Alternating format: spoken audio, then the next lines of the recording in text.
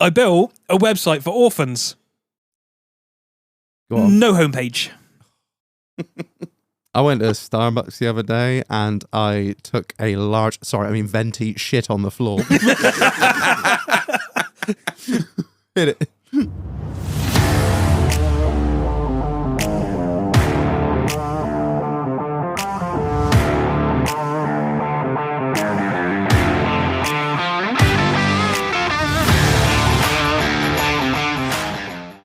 Good evening, scumbags. Welcome back to another episode of In the Doghouse, the podcast that goes to its history lesson on the Holocaust armed with only a calculator. Ring the fucking bell. Sometimes. Excuse me. You're too late. The hoodies are gone. They're gone. They're gone. The pre-order's shut. When did you shut it down? Thursday night? Thursday morning, just because everyone was irritating me. Okay, fair enough. That's brutal and cold of you, Marlon, but we'll let it slide. You know. Well, that's that. That's that. That's the end. So there are some hats, some beanies, new air fresheners. They're really nice. They are nice, actually. There are a limited amount of, really limited amount of the travel mugs left. Yeah. He's thinking. No, might be some other shit on there. Yeah, keep your eyes open. Keep your eyes open. And yes. The Discord has been absolutely lit with our latest little project that we're not talking about yet. Fucking brilliant! It's really taken off. It's really taken off in our little echo chamber. Everyone is hyped for it. So yeah, we've got another little project coming along. If you want to get the inside track, you got to join the Discord. To join Discord, you got to be a patron. You can join the Patreon for as little as a couple of quid a month. Patrons have really fucking had their couple quid a month come in clutch. Jesus, have they? Yeah, they've. They was going to double the cunt in a minute. There's few quid a month, and you get 10% off, and that people have made the most out of that, haven't they? Just and Absolutely. Good on them as well. Fucking right, they should. It's there to be used. Yeah, that's it. And they've saved themselves a fortune on the merch with 10% off. You join the top tier, and they had 2 full days of early access to the hoodies and everything, so they all had their fill long before any of you fuckers did. So don't be a fuckface peasant. Join the Patreon. You can get access to the Discord. I will speak more about the Discord later. It really has been popping this week. So if you want to see some weird and wild shit, or generally just absolutely abuse me non-stop for 3 fucking days, then join the Discord, because that's all it's been. Right. So Reginald McCann, when are we going to do the Pit Viper giveaway? The big PVG. I don't know. What we looking at dates wise, Marlon? You pick a date. I'm about all the time, Rev. He's looking.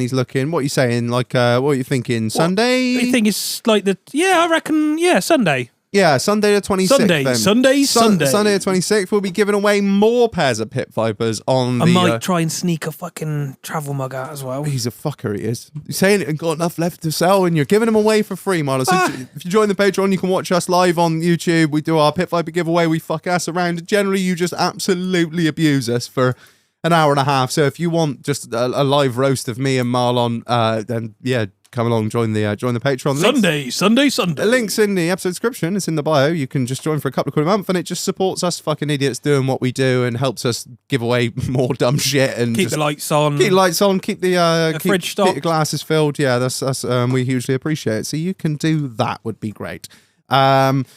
Finally, before we get into the show, a massive shout out to the sponsor of this episode. It is the Rutland Drainage Group. They're back again, Marlon. Goddamn. Rutland Drainage Group are back. Are you ready for puns? I'm ready for puns. Poo-flavoured puns. Right. So I'll try not to talk shit. As I always do, I messaged Sam, and I was like, yo, Sam, what is going on, bruv? Thank you for sponsoring the show. Do you have any wonderful deals for our listeners, as you always seem to come up with some absolute screamers? And he said, yes. Yes, Reginald, I in fact do. He said to me... fucking Jamaican? No, he's not. But he said to me, I am going to offer the listeners of the show a 6-person WTE sewage treatment plant, right? That is a fair old thing. Sounds and fancy. It is $13.50 plus VAT delivered. Cheapest in the country. You won't find it anywhere else for a lower price than that. And he said, we shall call it the No Idea Kia deal. So there you go. If you hate the fucking government, or if you don't really give a shit about the government, or if you just hate Keir Starmer in general, the Rutland Drainage Group are doing a deal specifically for that reason. So there you go. A 6-person WTE sewage treatment plant, $13.50 plus VAT delivered to your door. That is a shit hot deal. You won't get it cheaper. He's not taking the piss. Nice. I'm in on it now. What am I doing? They give us money and I'm roasting them as well. I was meant to be defending them. You were the chosen one. Stop, Anakin. I have the higher ground. You do talk some shit, don't you? You have the low ground in the poo. If you are in need of maintenance, servicing, or full installs, look no further than the guys at the Rutland Drainage Group. They've got all the latest tech and they know all the latest legislation to save you money. That's what they're there to do. They're not going to rip up your whole garden and charge you 15 grand. They won't do a shit job. No, they won't. They throw me off. You throw me off this fucking ad read every time. They've got all the latest kit to be able to sort out the problems that you may be having, or if you need a full sewage system, if it's just for the septic tank, a soak away, all the way up to enormous, great big sewage treatment plants, hundreds of people large, as in factory size big. You got a lot of people, create a lot of shit. You're going to need a big ass tank and big ass system to sell it. You're going to need a big ass tank. You're going to need a big ass tank. So look no further than the guys at the Rutland Drainage Group. Big up to them for sponsoring the show. You can check them out. Link in the episode description, link in the bio. And yeah, that's a 6-man WTE. 6-man. That makes it sound like it's a tent. You shouldn't get in the poo tank. No. 6-person WTE sewage treatment plant for $13.50 plus VAT delivered to your door. Guaranteed cheapest in the country. You can't beat the Rutland Drainage Group. Big up to them for sponsoring the show. Right, Marlon, let's get into it. Who is joining us this evening on this wonderful show? This evening, Reg, we got a treat for y'all. So we've got, returning once again, Mr. Toucan. How you getting on, Shag? Evening, gentlemen. How we doing? Welcome back. How are you? Are you Not well? too bad, thank you. Yourselves? Good, yes. Yeah, living a dream, mate, living a dream. Have we actually seen Liar. you since Christmas? Because we did the New Year's It's been episode. fantastic, hasn't We it? did the New Year's episode, but that was before Christmas. Obviously, we recorded that. Down the pub, Reg, on 2 separate... Oh, no, it was down the pub after recording. No, I wasn't meant it? as in have you in the studio since No, Christmas? I've been here just out of sight, out of mind, and Yeah, just in the background. corner wanking. Yeah. like- Furiously. Got him down from the attic again. Come on, get down. So, where's the game? He's asleep. We'll go wake him up. No, this is the first time in the new year, isn't it? Yeah, it is. You good? Good. No, good, thank you. New year, new you. No. No, good. Glad to hear it. No. Don't change. Fuck all that shit. Just how you are. All that fucking new year, new me bollocks, innit? Just fucking crack on with it. Nothing's fucking changed. No, that's it. Apart from the date on the calendar. Yeah. New year, new you. Just clag a fucking white girl quote on your fucking grey walls. Yeah. Anyway. Reg, who else have we got in the studio, dickheads? Hector joins us again. Not only is he filling in for Marlon, he's filling Marlon in. How are you, sir? Are you well? I'm very well, thank you. Oh, fuck off. Fuck your life! Bing bang! I've had enough abuse this week. I need no more. It's only Tuesday, Reg. Yeah. How are you, mate? You well? Yeah, very well, thank you. Yeah. Very well. Struggling on. New Year, same Fucking me, nothing's struggling on. changed. Struggling on. off. Struggling on, mine. Marky. Fucking lorry driver's been fucking flat out on the fucking grocery game for the last 2 weeks. Oh, yes, hard life with all this money. Still 5 hours a day at some point drive. It was fucking stressful. Can imagine. Me and Charvet drinking a coffee machine dry. It was excellent. Fuck's sake. Anyway, how was your week been, H? You been all right, man? Yeah, it's been all right. I mean, it's Tuesday, so I don't know. Last week and a bit, it's been all right. It's same old. Yeah, just Driving about, keeping the fire lit. keeping the fire burning. Yeah. As Falvey would say, push your foot to the headlight and keep it going. Yeah, that man has so many fucking sayings. So how is life in the manual? I hear you have this is your new truck. Well, I say new truck, but it's a V8? It is a V8. It's a manual. She's a V8 Shag. This is a V8 manual. Shag. Yeah, Is your left knee giving you any trouble yet? Left shoulder's getting a bit sore in traffic, but God, it must be I've hard. never had an auto. Haven't you? No, I've always had manual since I passed my test. Oh, I've right. passed my test in an auto, and then all the lorries I've had to work in have all been manual, so I'm sort of pretty used to it and Just- enjoying it. I don't think I'd driven an auto on a couple of occasions, but I don't think I'd go to one permanently. I'd like the manual. Everyone tells me I'm wrong. Is that like a true manual? Because I remember Yeah, it's speaking very- to Shan, and hers is something in between. Am I right in I saying expect it's that? like So hers is 3-pedal Opticruise, so it's a... So all lorries are automated manuals. They're not automatics with a torque converter. It's a manual gearbox with computer technology that engages and disengages a clutch. And chooses wanky the right- mechatronic setup. Hang on, is that Marlon? This is wait. Am I about? Is that like an SMG box? Yeah. Oh my God, are you a thing? Yeah, they're shit and all. Yeah, I know they are. Yeah, so it's, Yeah. it's like that, but Shan's, you have to use the clutch to pull away. Right, And then all from pulling away from the first gear change, it does it all itself, including use the with clutch. you. But you just use it to pull away. What and a stop. stupid idea. If it's going to do the rest of them, just do all of them. What? Look, think about cars, Marlon. Think how many weird things they've tried with cars, gearboxes over the year. They're like, a CVT, it's brilliant. Let's There are put, no a, put a can top- rubber band in it. The Saab Sensonic. sensor. What? Do you not remember that? You had a stick, like 1, 2, 3, 4, 5, Yeah. but no clutch pedal. The computers, they sensed when you wanted to pull away. No, I don't The like. Fiat tried something similar and that was wank. It never worked. You sure that wasn't just a loose clutch mechanism? Yeah. Did they put a clutch in it? Fucking wops. Jesus Christ. Oh, don't say the N word. But the W word's fine. Oh, yeah. Goddamn greasy wops. Other than that, all been good then. Yeah, no, all groovy. Living Yeah. a dream. Bang along on a V8. Very quickly realised that the Irish have managed to make V8 one syllable. It's just a Viet. You drive a Viet. Just a bit. You drive a Viet. But yeah, no, all good. Good. What about you, Keith? Good week. Well, I've had a very interesting week. Oh God. Yeah, we'll start with the shitter part of the week. So, My favourite. I had a phone call from back home. Right, we got someone coming around to service the boiler. Right, sounds I've heard service the this boiler. before. Next day, boiler's fucked. I've seen a few videos on this on the internet. And I was, yeah, that wasn't the video I was watching, but yeah. So, boiler gets serviced. Following day, I'm like, right, same as usual, upstairs, have a shower. It was working the day, got serviced. The next day, come home from work, sort the kids out, sort the fire out, go up, have a shower. Fucking piss cold, isn't it? Had a little look at it, get the old Google out. Oh, what's his code? Oh, the igniter switch is not working, or the condensator's frozen, or it could be this, or it could, oh, fucking hell, right. Well, this is well Is it above my pay combi grade. or got a tank in a attic? Combi. So I know nothing about boilers, Bougie right? bastard. So let me get someone who knows about boilers to come in. So I thought you were going to say, let me tell you about how a boiler works. And I was going to tell you to shut the fuck up. I told myself to shut the fuck up and to get someone to come and do it that knows what they're doing. Good So man. her old man knows a guy who used to do all that, but the trouble is he's not registered no more, so he can't actually carry out the work. So he come around and is like, yeah, I know what it is, it's this. Call these people down in town, they'll come round, sort it out. So these two fellas come round the house, have a look, yeah, we know what it is. Were they in a white van by chance? Silver one. Might have been white, I don't know. With a blue... No. No. Oh, I had two blokes come out. Brilliant, guys. Anyway, carry on. I mean, they come round, it's like, yeah, we know what it is, we've got to go and get the parts now. There was an ignition switch that was gone.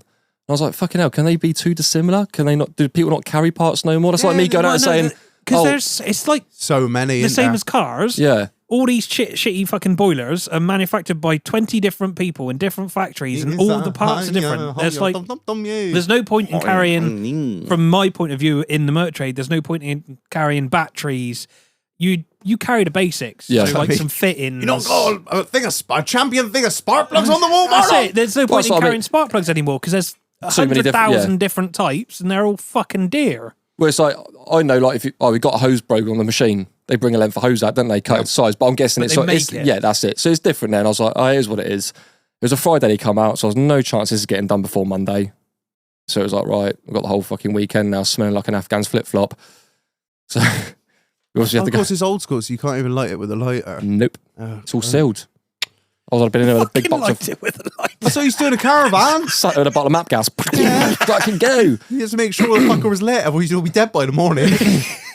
But yeah, no, so we was obviously just like going around to my parents' place or whatever, just having a shower, getting cleaned up. But it was a pain in the arse because like then you've got no heating, you've got no hot water, so we're there like boiling pans of water on the fucking log stove to like do the dishes and like. Oh 'cause, my God. Yeah, it's like old school, mate. It was brilliant. I was like, turn the fucking lights out. Let's go, caveman. So yeah, that He's was. got his ration packs out. Turn on the wireless. Today we'll live forever in infamy.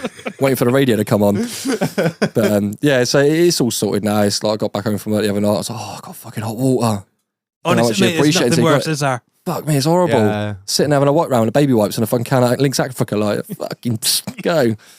But yeah, so that was a shitter part of the week. But the best part of the week, my fucking new machine's here, mate. Wee. And it is Love New Machine Day. fucking epic, mate. I tell you what, Andrew Gartell's fucking dug up blind with that machine. He does on all his kit, to be fair, but mate, I'm fucking well impressed with that. Right, for the retard, what is it? So it's a 9-ton excavator. So it's a smaller one, like a medium, small machine. The digger. Digger, tracked. Pretty much the same as what I had before, yellow.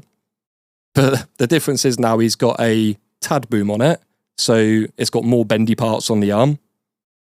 So more things for me to not understand, Marlon. More things for you to break. Yeah, exactly. And you can also more things to grease. That's the problem. Yes. Yeah. Yes. You ain't got auto lube. No auto lube on it. A lot of people are anti that, aren't they? Because it wastes it something fierce. Auto lube. It makes a mess. Yeah. So some of the machines we've got, I've got auto lube fitted. Some of them work really well. What is auto lube? Can you please explain? I know what auto lube. Oh, I'm a fucking mechanic. I'm not retarded. I thought you were about to interject. Say no, I was going to say like the same thing with the chain auto lube on the bikes. It's a waste of fucking time. It just makes a fucking mess. If it works, it's great.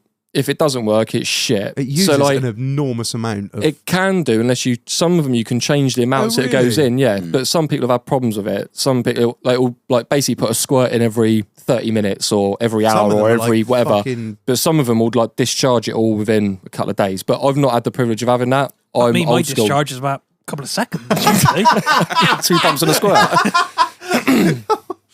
But yeah, other than that, it's very similar to my older machine. So it's like jumping back into what you know, apart from the new bits on the arm and the extra grease points and whatnot. But he's added like air seats with heated seats, all that sort of nice stuff. Like, we've got full window tints, we've got fucking nice light. He went to neons, big bore company called Brand Fix. They do like the Digger Girl machine. So they've done a full wrap on the back of the machine as well. They do the Digger Girl. But everyone, they do, yeah. So obviously, everyone knows who that is. You want your stickers, bitch? So I like this auto lube now. I've never met the girl just being really mean.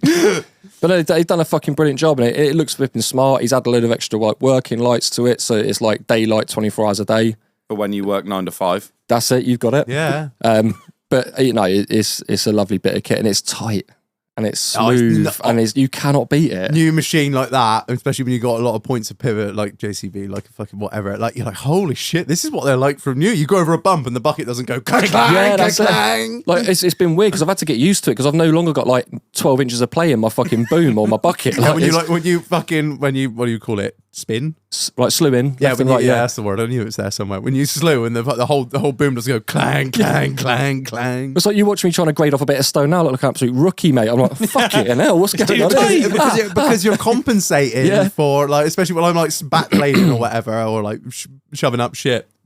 I'll put the bucket down, drive on. When it's brand new, you put the bucket down, and if it won't like just kind of level to the floor, you'll dig the fucking floor up when it's brand new because it's like, you've locked in at that angle, cool. Yeah, we're staying there. You didn't want this floor, no worries. We'll dig a trench. Keith's labourers are really happy now because he's been able to dig trenches to the nearest mill rather than the nearest foot. You need to backfill that shag of that 8 foot. Here's a shovel. Well, he's obviously forked out and he's got like a new like. That grading bucket I've got, it's like a Scandinavian grading bucket. But it's like a hardened one. Like it's amazing. It's a lovely bit of kit to use. But I remember on the build up to the machine coming out, there's a lot of excitement, but there's a lot of like, oh fucking hell. And then I've got the lads on work. So my mate Lee's like, oh, you're gonna fucking mate, you're not gonna want to go near it. You don't want to put it in the dirt. The second you ding it on the first time, you're gonna cry. It's gonna make you feel sick. Anyway, I got into work today. Bloke running the job says, right, Keith, so got muck away on a day. All the hardcore rubble's got to go. I'm like, nah, mate, nah. And you put the free time on that. Keith got a new digger. I was like, and mate, every bucket, and no, that's all right. That's enough in there. We won't put any more in. So what normally takes about fucking 4 minutes to load an eight-wheeler. Fucking boulder falls on the wrist. You're like, no, fuck. I was like, we'll do half buckets. It's all right. We take longer. We've got all day. We've only got 4 loads going out. It's no problem. Keith was out there at lunchtime with a fucking rattle can, giving it the black back on the bucket just to keep it looking new. No, mate, we got the fucking microfibers and the flipping detailer. Don't worry about that. It's all on there. Honestly, I've become the same. Like I don't know if you're going to go fuck off, Reg, or if you're going to be like, that's quite well done, you. I bought. Fuck off, Reg. I've done the same. Like I've bought. I spent like 2 nights researching what was the best leather care spray. No one cares. Do you remember when Reg was cool and he used to have an AR-15 in his digger? Now he's got a bottle of Chrome Pink to puff. I've got Dr. Leather, and it was 28 quid for 500 mil. Mate, I do not. If you're going to buy something, like, make sure it's good. Spend the fucking money on it. Exactly. I was like, if I buy some fucking turtle wax shit and it turns all the leather like gloss shiny, I'm just gonna want to put my shotgun in me. You borrow my new map gas gun. Yeah, I'm just like, cleaning it slowly. Dad just gets in his boots, and I'm just like, oh, wow. He's like, oh, it's fucking disgusting in here. I was like, he's turned into every young farmer on the planet. He's got a boots off at the door sticker on his telehandler. oh, trust me, the guys at Rico will attest that is not the case. That is not the case at all. Red states machine won't stop. Problem diagnosed. 8 inches of shit under the brake pedal. Is this 410 cartridges and speed load? Don't look at those. It makes a hell of a difference, though, doesn't it? Like jumping in a clean cab to a dirty one, I think. I keep the car clean machine. I'm like, I look after it, but it is a tool. Don't get me wrong. The machine will get the machine will get dirty being used, but it takes 10 seconds to take your boots off when you get inside. Yeah, agreed. Yeah, and I got one of them fancy boot trays made to hold my boots in the cab as well. I got the space in a telehandler for it. That's the issue. Oh, make space, mate. I'm getting the make space. What, hang on from the roof? Leave outside. Your one, you got 2 steps going up into it. Just insulate around the top step. Boots off on the top step. Same as a lorry. Yeah, but it's a fucking 560/80. I can't like just take one step and then launch. I need both steps to get in there. It's a big boy. You're tall enough. You'll be fine. Jetpack. Carry a step ladder. Oh, I think people do get a little bit twisty. I can understand where you're coming from. If I had the space, I'd do the same, but I don't, so fuck it, There's no boots in the lorry. No, I agree with that, because I see some muckaway lorries, and I'm like, how do you function in there? That is fucking, it looks like a builder's van inside. Yeah, they got the fucking Daily Star in the fucking windscreen, 14 Costa Cups, and you're just like, just kill yourself, man. Sorry, 60 Marlboro lights in the footwell. Sorry, Keith, continue about your thing before I upset our entire listenership. No, it's a nice place to be. It really is a nice place to be, and I'm over the fucking moon with it. So happy fucking days. Yeah, it's nice. It's clean. It's going to stay that way, and I'm very happy. Definitely overcompensates for the fucking boiler going wrong. Then. Oh fuck me, 100%. Like, I couldn't give a shit if she can't have a shower at home. Like, I'm happy as picking shit, mate. I got a new dig, mate. I got 2 packs greatest hits going. I got the Doghouse bubblegum air fresh in the background, mate. We're smelling fresh. Brother, I hit him up. And the windows are so fucking clean. I went to lean out earlier, looked down the trench, and I banged my head on the fucking glass. Then he had to stop for 10 minutes and clean it because he had a 4M mark on the windscreen. God, fuck me, there's some lines in my head now, isn't there? You ever done that on the glass and gone, I am getting old. Love, I need to get some Botox. But other than that, mate, yeah, just a normal week. It's been an interesting weekend. We've had a lot of funny things going on, but yeah, good. What about you, Marlon? How's life? It's good, man. Look at him, he's so fucking happy. It's good then. Yeah, really good. It's so much work. What time does your alarm go off in the morning now? 9 o'clock. 7:32. You're fucking right. Fucking hellfire. Yeah. I'm getting ready to stop for my fucking breakfast break at that time. Because I'm doing a little bit from home, a little bit here, a little bit there. I want everyone to fuck off the estate before I maybe or may not get a car onto the drive. Allegedly. But yeah, what's the point? I can do 6 hours and earn what I used to do in 2 days. Like, it's different. Like, the work-life balance is fantastic. You become a con artist, not a mechanic. I'm always fair. Fairly good at being a con artist. Oh, so you say single mother? 0. Have I ever told you have another 0. Your Wassa batteries are now £500. Crazy. Who would have thought? And it'll cost you £100 to get rid of the old one, but don't worry, I can do it for you. Oh, 95 quid. I'll give you a discount. Oh, they get a special rate. If you put the ITTH 10% discount code in this. People know there's a lot of people come over from the Doghouse, which I really appreciate, and they know I hooked them up with some deals. Yeah, it's just really good. I'm fucking booked until February. Wow. Which is mad. That's just Reg's car. He's got normal ones to do after. Yeah, he's solely fixing my Range Rover. It wasn't that bad, to be fair. I've had no bad jobs, touch wood, this week so far. I did have earlier the payment lady round. Who's the payment lady? You know, like your card machines. Oh. So I was looking at the Square stuff and then looking at the... Yeah, I've seen. Sum Up stuff. Yeah, Sum Up, yeah. I've been in many pubs. I've seen them all. So I just filled this form in online and I was like, the machine looks fucking legit. It's black. It's called like the X8000 or something. Cool. I was like, that's the fucking one I want. Isn't that the one that like goes through the jail bars in Terminator 2? So she came around earlier And what I didn't realise, you got to be like certified and you got to have certain things and fill out some paperwork and stuff. But the sum up and the square are not PCI certified. What does that mean? Well, I don't really know, but it means from my point of view, if something goes wrong with their system, I'm liable for it. So if somebody, like if I tap somebody's card for something and they end up losing their details in the system and the system gets hacked. If greatest country in all of Eastern China find it.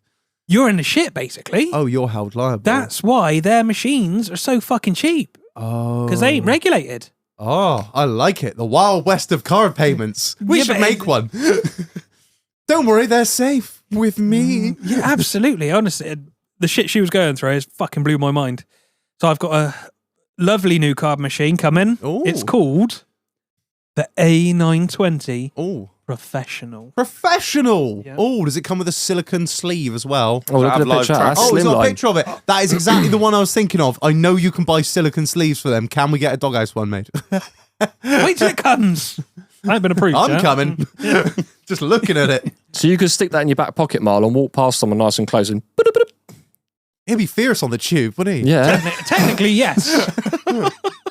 It When you hear, works. doo-doo, beep, I'm coming. It's multi-network. It uses some shit and then Wi-Fi as well, and it's got its own stuff. So nobody's safe. Nobody's safe. So I'm just going to leave it on the bar at some point. I never got any money on my card. I'm fine.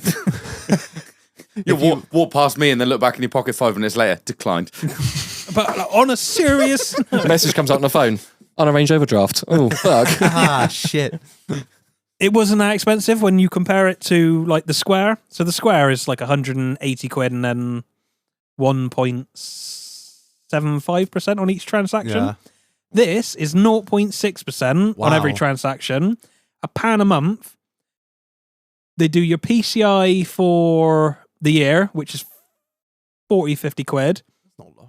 But you've got to take a minimum of £20 in card fees, or it's just 20 quid. That's fucking awesome. Why don't we get one? For what? I don't know. Just, I don't know. Be funny, wouldn't it? I can get us a deal. Just have it as reference when it comes up on the bank. Ha, gay bitch.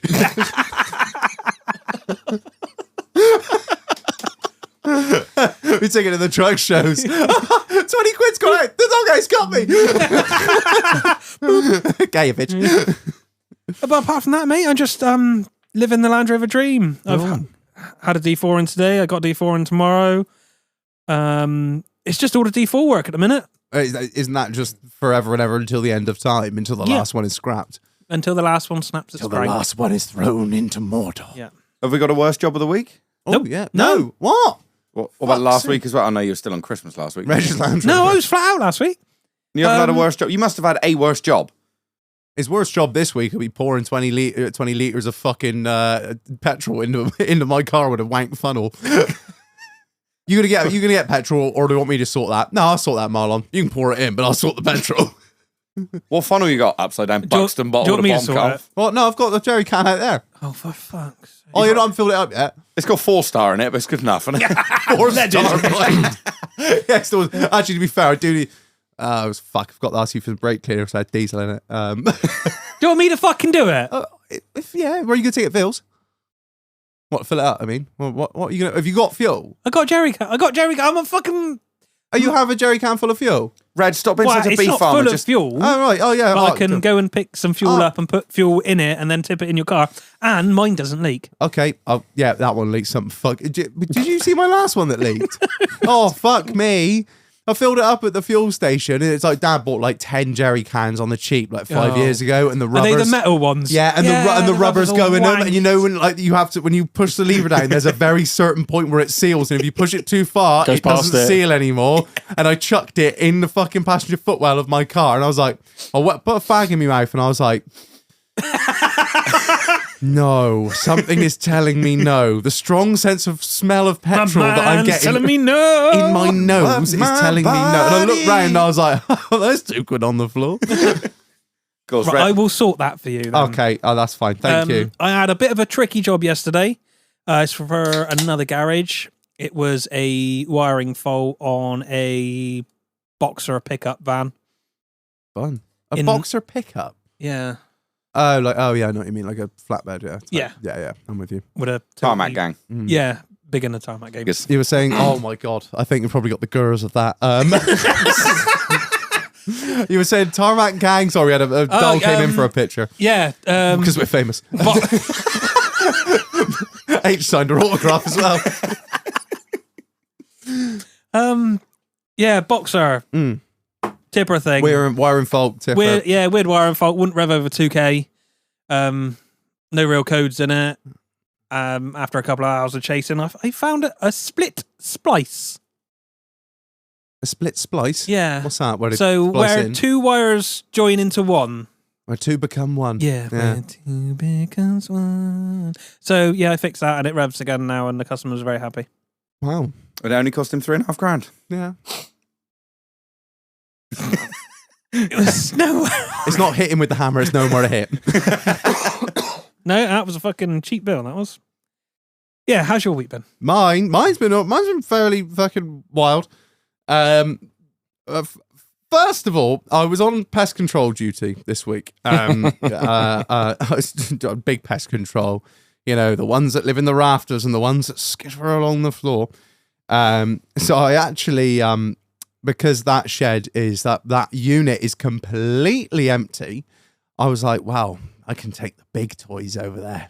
The big toys, like the big toys that I actually have on my thing for flocking birds, i.e. mortars, artillery, claymores, 105s. Yeah, so I took the Mossberg up to the farm today because I was like, they are going. All of these fucking I'm not shooting rats with a 12 bore. It's a little bit over the. But I've got. It does the job. There's a lot of fucking sky rats around, so I was doing a bit of fucking dispatching of those bastard things because they're everywhere. And like, problem is every time you put your hand on something in that shed, it's just covered in shit. Yeah. They just, because there's loads of straw in there. I've fucking had enough of it. So anyway, I was on that. And I had that in the cab with me as I was cutting around. Got the Uzi out and fucking... Yeah, just fucking... Black Capping his ass. Trap, no, 24 shell cases on the floor. Did you have a shell suit, balaclava and a man bag as well to go with it? Or tip up on a little Get fucking a 50cc moped? Got a stendo hanging out the grip light. Switch on the back of the clicky. Anyway, so I'm giving these fucking things hell. And I'm down the other end of the shed doing something in the machine. And all of a sudden, I see my arch nemesis, the cockbird. The cock pheasant has arrived and he is on the top of one of my bales outside. So I'm like, full fucking Splinter Cell mode engaged. Threw the gun at him. No. I'm like, right. So I've got a line of like chest height doors, right? And I'm like, and he is on the other side on a bale. And the bale is no more than 3 feet from this door. So I'm like, right, made ready, safety off, check there's one in there, crept along. I can imagine him on all fours, like fucking on his belt buckle. You know, like those old fucking little army toys that bend in the middle. They go, that was me, and I was fucking slowly. Anyway, and I just fucking crested the door with my eyes, and he wasn't looking at me. And I went, and he turned around, and I just went, boom. Pink mist. Oh my! The fucking shot didn't have a chance to spread. That pheasant's pronouns became was and were. I turned that gun inside out. I was like, yes, finally, I've managed to fucking like. I was just, I don't know. It was like buck fever. The heart was fucking pounding. And I just went, and he turned around and looked at me, and I was like, and that's the last thing you'll see. I'll be the same. I see you've made a nice mistake. The German way of saying 3 is this. You will not come to Auschwitz again. Oh, fucking hell. That was the end of him. And that was the end of him. And long may all of his hen birds never come back because they ain't got to follow him no more. It drives me mad because I don't know if they're wild pheasants or whether they're just dregs of a shoot that just sort of fuck off into the ether. But, you know, I make sure they do fuck off into the ether. They ain't part of nothing no more. Yeah, he ain't even part of himself. I turn that cunt into fucking dust. It's part of the atmosphere now. It was just fucking pink phlegm and feathers. It was fucking grim. When I put the bale through the chopper a bit later on, I didn't even bother to clean the shit. I was like, oh, there he is. Cunt. So yeah, the never-ending war with pheasants continues. I wasn't even there to shoot pheasants. I was there to shoot fucking pigeons. But yeah, so anyway, that went well. The one thing I did think as I went like that to make him turn around, I thought, if this goes click, I'm gonna look like such a cunt. I imagined him turning around, looking at me, putting his two little feathers up at me, like "fuck you," just like, pecking, just pecking at me, fucking bell, just launch the gun at him. I have actually been the target of a campaign. No, I've been the target of a sustained and very determined harassment campaign over the last 3 days, ladies and gentlemen. All right, yeah, but you said you shot the pheasant. No, the Discord have just been absolutely roasting me. And when I mean roasting me, like I get roasted on there a fair bit. I say a thing, somebody finds a picture of me, I get ripped, whatever. I post a picture, it immediately gets picked to pieces by everyone who's got a Zoom function. But no, over the last few days on Discord, I had posted a picture of me and something we are promoting and have in the works at the moment. And it had been a long day, and all I wanted to do was take a picture of this thing, and I wasn't smiling. That was all it was. Is that the same picture you sent me? Yep. And I said, Reg, you look like you bury people underneath your patio. And I look pretty miserable. I look past it if I'm honest with you, mate. And everyone has just fucking taken it and run with it. I'm going to give you, for any of those that aren't on the Discord. You should pay for it and get on it. Yeah, don't tell them. Yeah, you should. I am going to give you a little sample of what has been, I've been photoshopped with Hitler. I have been photoshopped into a screenshot from YouTube by our graphic designer. Our fucking graphic designer got involved with this. Big up Red West. He sent me this, which is a screenshot from YouTube, and it says, Britain, a safe haven for paedophiles, 2-tier justice. And there's a picture of me that he's photoshopped into the thumbnail from YouTube. Good evening, paedophiles. I've been compared to the Somerset Gimp. I've been compared to, what else? Someone's photoshopped me in Crime Watch. I've been put with Trump and Putin. I've been put at the Last Supper next to Jesus. That one was spectacular. There's me. Where's Wally? I'm there with. I think that's Jim Jones. It looks like Jim Jones.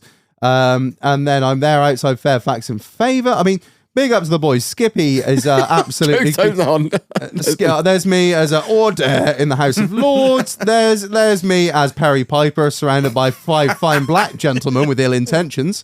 There's me in Control Room 4 of Chernobyl, pulling all the control rods out. There's me with the boys, Shalom brothers. There's me at the attempted assassination of Trump. There's me in the crowd at the JFK assassination.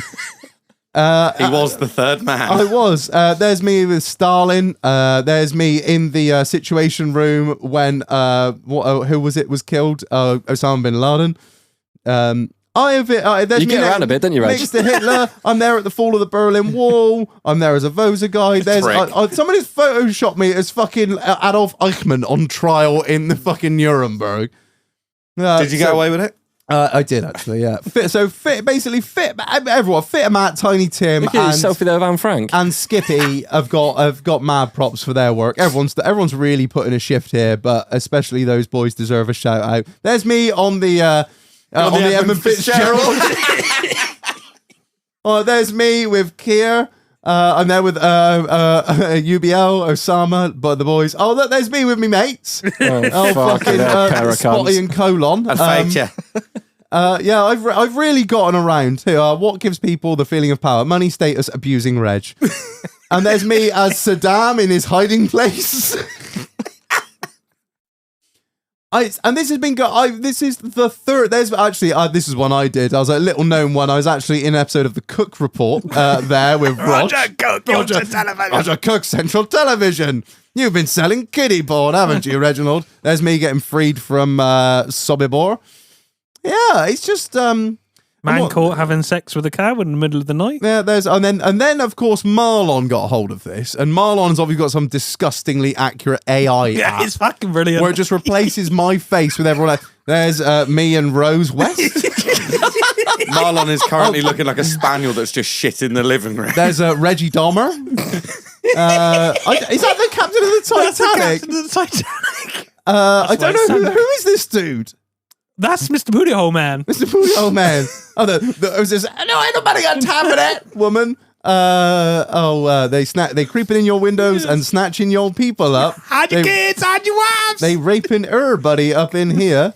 There's me and then you got the abuse as well, which I really enjoyed. You've managed to get involved. So there's me and Marlon as the Brokeback Boys, which was that's by Piney as well. There's literally me as Osama bin Laden. Mate, that's uncanny, isn't it? And Osama bin fucking.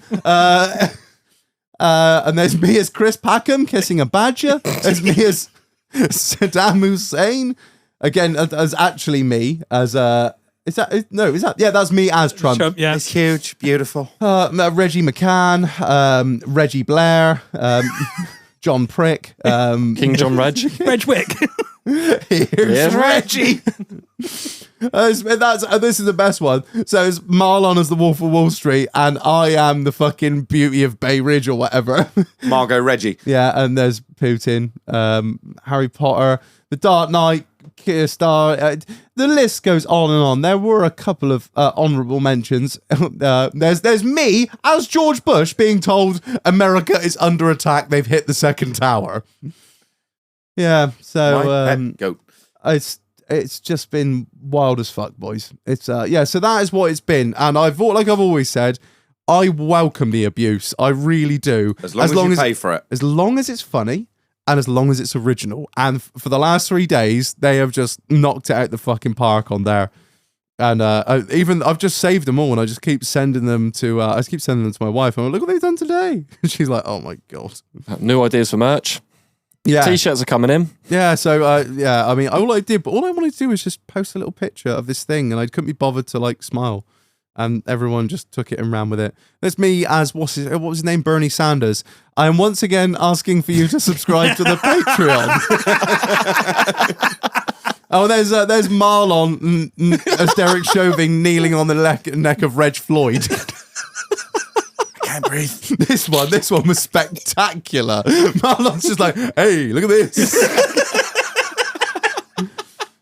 Stacey Dooley, yeah, I've been photoshopped as Stacey Dooley. Stacey Dooley. Yeah, and then I just posted a meme saying, "Good meme, comrade. I shall seize it and redistribute this." And they photoshopped me into the meme that I posted. Memeception. Oh, it's a vicious circle. They have just been It's a vicious absolutely cycle. fucking fierce on there. So. Yeah. Anyway, it's that's my week. Join the Patreon, get on the Discord, just take the piss out of Reg together. Honestly, it's worth the £2 a month. do you know just to watch Reg cry? I think it was on the last show I said that they've had a 2-day discussion as to whether PS titties taste like house keys, and I was like, sometimes they just latch onto things and they don't smell stop. like them. Yeah. I wouldn't know actually. I know what metal tastes like, so I'm just assuming, but. I know it's this. I found that out as you saw when I was in the reactor fucking room 4, and I was like, "Can you taste metal?" It's like pennies. Either she's on her period or I've pushed the wrong button. And I've never known something on that thing go on 3 days the way it has. They have just been absolutely fierce. Yeah, when we launch our new thing, I might just post all of them on the story on day 1 and be like, hey, welcome to... we actually started this brand on a Discord server surrounded by some assholes, and this is what they created when we post the first picture of what we've made. Way to get blocked inside 5 minutes. Literally, oh, God, yeah. So that's been my week of just abuse, mainly abuse. Your truck must need a service now, the amount of miles you've done.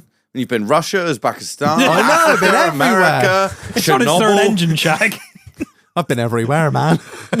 You carry timing belts in the boot, do you? Oh yeah, it's been something. Right, Marlon, are we going to cut to a break or are we going to start now? I think it probably makes sense to cut to a break now, and then we'll do an extended bit on the back end. Roger, Fanny Dodger. Right, awesome. Before we cut to a break, Marlon, big up to the sponsor of the show. It is VanMasters. VanMasters, they're back again, 2 episodes in a row. Who are they? Mental. That's what they are. What can they do, Marlon? Cut holes in your van. Not only cut holes, they can put windows in your van. That's the thing. I always think this. If I would be...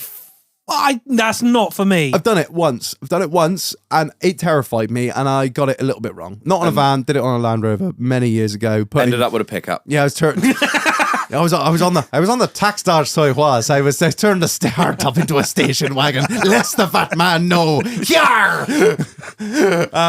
Yeah, and I fucked it up. I'm not gonna lie, I fucked it up, and I ruined the side panel of a Defender because I measured it 15 times and I traced it, but I fucked it up. So if you're thinking about cutting holes in your van or cutting holes in it or drilling holes in it or just doing anything to pierce that skin, do you really trust yourself? No. Do you know how expensive are those fucking panels?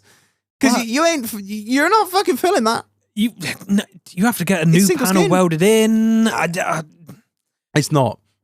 And who does this all the fucking time? VanMasters. They fitted more windows than you've had hot dinners. He's fitted more windows than you buy one. You get one free. I said you buy one. Your man's more qualified than Steve Stahl. Exactly. So if you're looking for anything involved in van life, whether it be van life, off-grid living, day vans, weekend vans, fucking get out of the house from the wife and kids vans. Yeah, anything from electrical setups, split charge systems, solar setups, to beds, rock and roll beds, custom beds. Yeah. All designed and engineered and fabricated to fit your van. This isn't like some off-the-shelf bullshit. This is him coming round and making it fit and making it perfect, making use of every fucking square centimetre of space very important. in that van. Is it not, Marlon? It's it not? Very important. Especially when you have like one of the smaller vans, you need to make you need to make the most you can out of it. So I've got like hidden compartments fucking everywhere in my van. Where else do you think he puts the coke? In the spare wheel. And running water. I must also say, running water, that is a must-have. Having a sink, just being able to wash your hands all the time, that was an absolute game changer for me. You can't ask for better than VanMasters. Like I say, if it's all the way from part finished projects, blank canvases, or just that one job that you really don't want to tackle, look no further than the guys at VanMasters. They can hook you up with everything from full builds to just lighting and lining for your courier vans. They are the guys to go with, and look no further. Big up to VanMasters for sponsoring the show. Check them out on the link in the episode description, link in the bio, and bosh, we're going to cut to a break, get drink of the week, and we'll be back shortly. We love you, bye.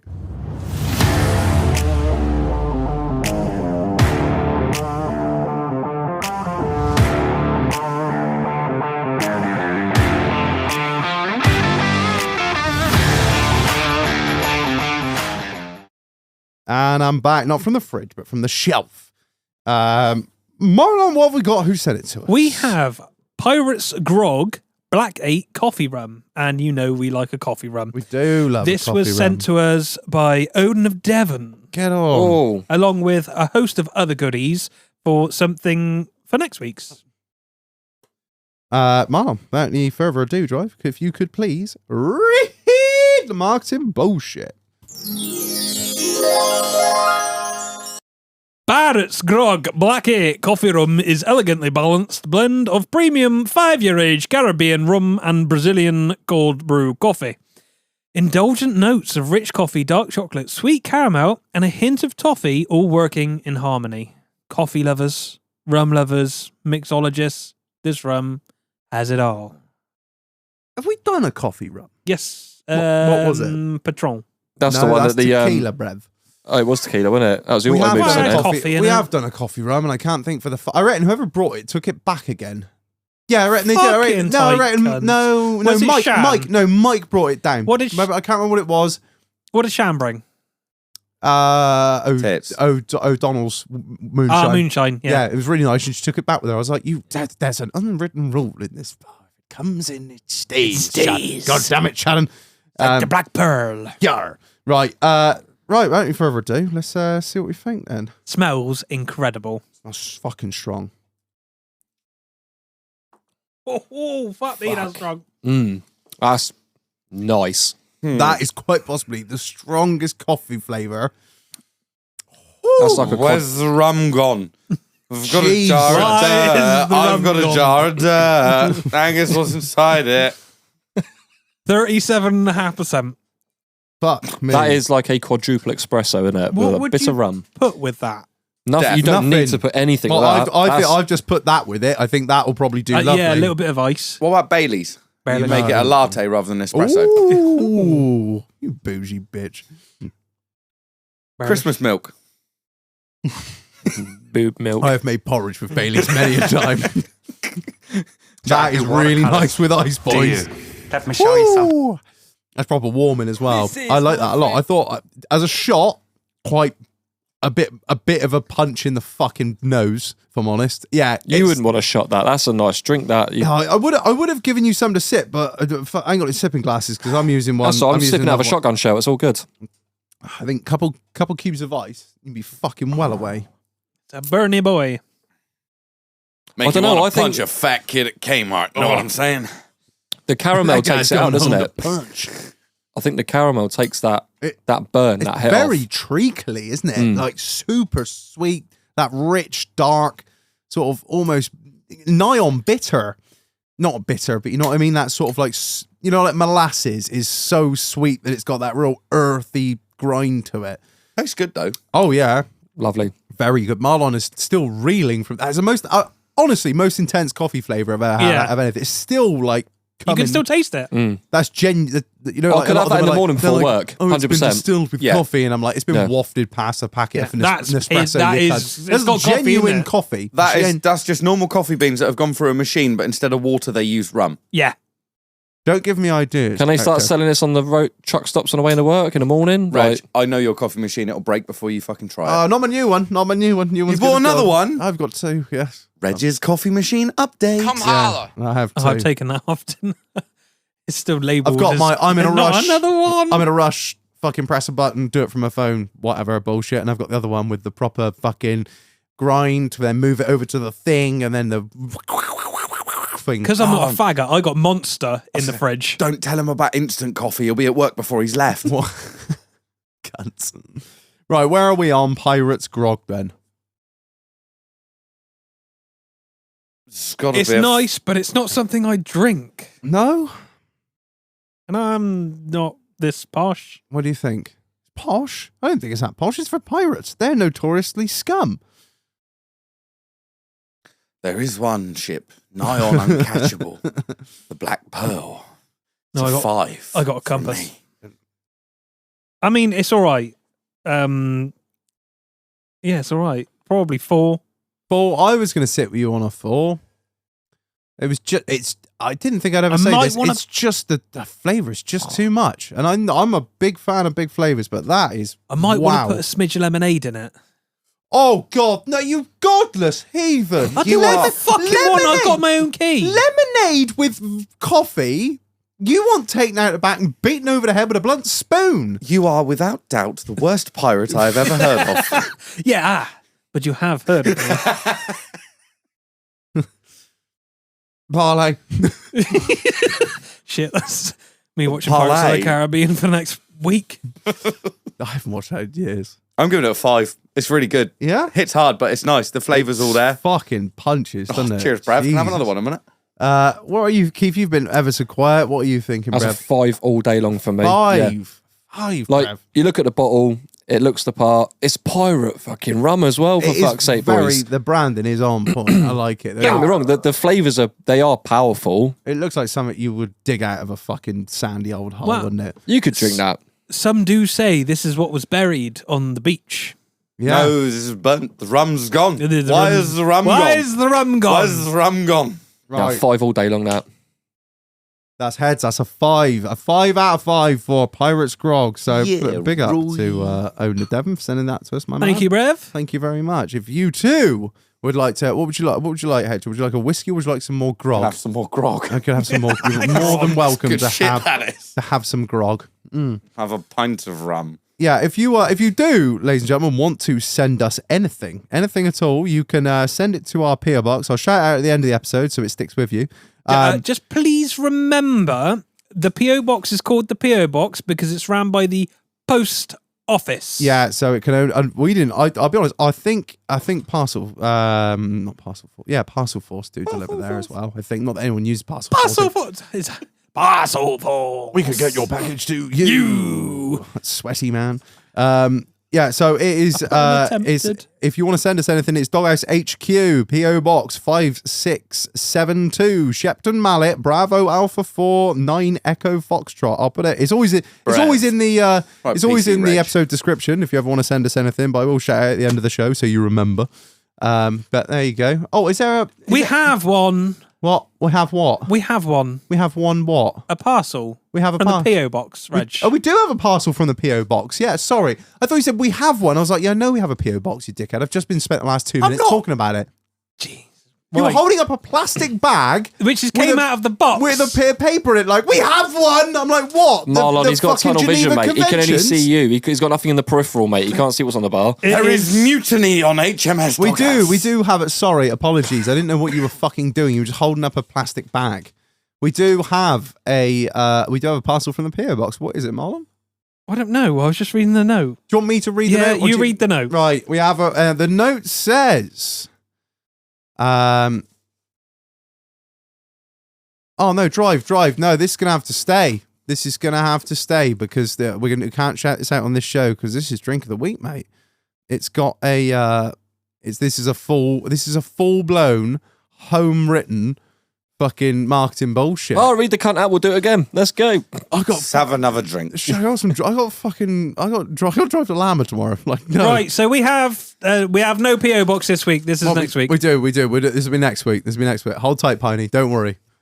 Fucking right. 2 shout-outs in one show, you lucky bastard. Right. Next time, don't fuck up your order, useless cunt. It's not. Oh, yeah. But he only said it. I don't know what size I am. He didn't know what size he was, so he made Marlon change it halfway through the order, and he was like, "I'm sorry, I've sent you some drinks." You're a legend, Piney. Thank you. Right. Before we get back into the show, a massive shout out to the sponsor of this episode, KLJ Services. Marlon, KLJ Services. I was literally, before we started this show, I was just bitching about trailers. I was fucking cussing. Trailer electrics, bane of my fucking existence. Even my old man said to me today, he's like, do you know what I don't fuck with, son? And we were discussing it. I don't fuck with this. I don't fuck with trailer electrics. As far as I'm considered, witchcraft, okay? Satanic black magic is what is contained within that fucking little black fucking sheathed wire of 7 goddamn little fucking other wires that is bullshit. We don't fuck with trailer electrics, and I don't fuck with trailer repairs, and neither should you, because it's nothing but a ball ache. It really is, because you know when you drag that thing out of the nettles on that 3 deflated tires. The tires and the fourth one's flat. The tires are perished. The jockey wheel won't stay up. The fucking how many times have you fucking gone around that and you're like, oh great. Oh, look, it goes up 2 fucking turns. It goes punk. Yeah. Dunk. Oh, the threads back down again. The threads are fucked on the jockey wheel, and they've and the threads are fucked on the lock. And the last person that's used it's bent the jockey wheel over as well. And because they haven't done it up tight enough, and it's just rattled on down the road and turned square. Your boots perished. No one's greased the piston, so that thing's fucking. The brakes are stuck on. Yeah, one of the brakes is stuck on. Yeah, you can tell cables are fucking frayed. You can tell the bearings are dead because take a look at the central caps, and there's rust leaking out of them. Your tires are cracked all the way round, and like we said the other day, it's actually law now that your trailer tires need to be under 5 years old, I believe. Otherwise, it is an offence if you get caught with them. Which I'm all for anti-legislation, but that makes fucking sense. You're never gonna replace the tires. No, unless you use that trailer every day. You won't do the mileage in it, so they will not wear down. They will perish. They will just explode go hard as nails before you wear them out. And go pop. Yeah, exactly. How many times have you dragged a trailer out the nettles and found one, if not more, of these problems? If you have, then look no further than the guys at KLJ Services. Even better, why don't you get all that sorted before you put the trailer away after fucking race season or fucking show season with your horse? Get it all sorted so when you put it away, you know that when you go, I haven't got to fucking worry about it. I can just literally hitch that trailer ready to go, and it's ready to go. You know when you're putting it away and you think, I just felt a little bit of give in that floorboard when I was walking the horse in. Why was I on the left hand side, but I felt the right hand side give way a little bit? That kind of stuff is terrifying because those floors are made out of marine ply. and it's just that you got rubber on top of it, so you never see the damage and the rot that has gotten into not only the floor but also the sides. Push on the sides of your horse box. If there's a little bit of giving it, that means what is sandwiched between those two layers of plastic or alley is That's just no bueno. mush. Go around a corner too hard, horse leans on it, horse fall out. Not good. What a mess. Not good. And You see the picture of the horse foot? I found it on some weird Facebook page the that other day. had gone through a floor. Oh no! It was down to the knee. Like your horse. Like if you've got a horse, you know it's your pride and joy, and God knows you spent the vet bills on it. It's you've spent the money on it. Why would you risk putting it in a clapped out old horse box that you haven't looked after?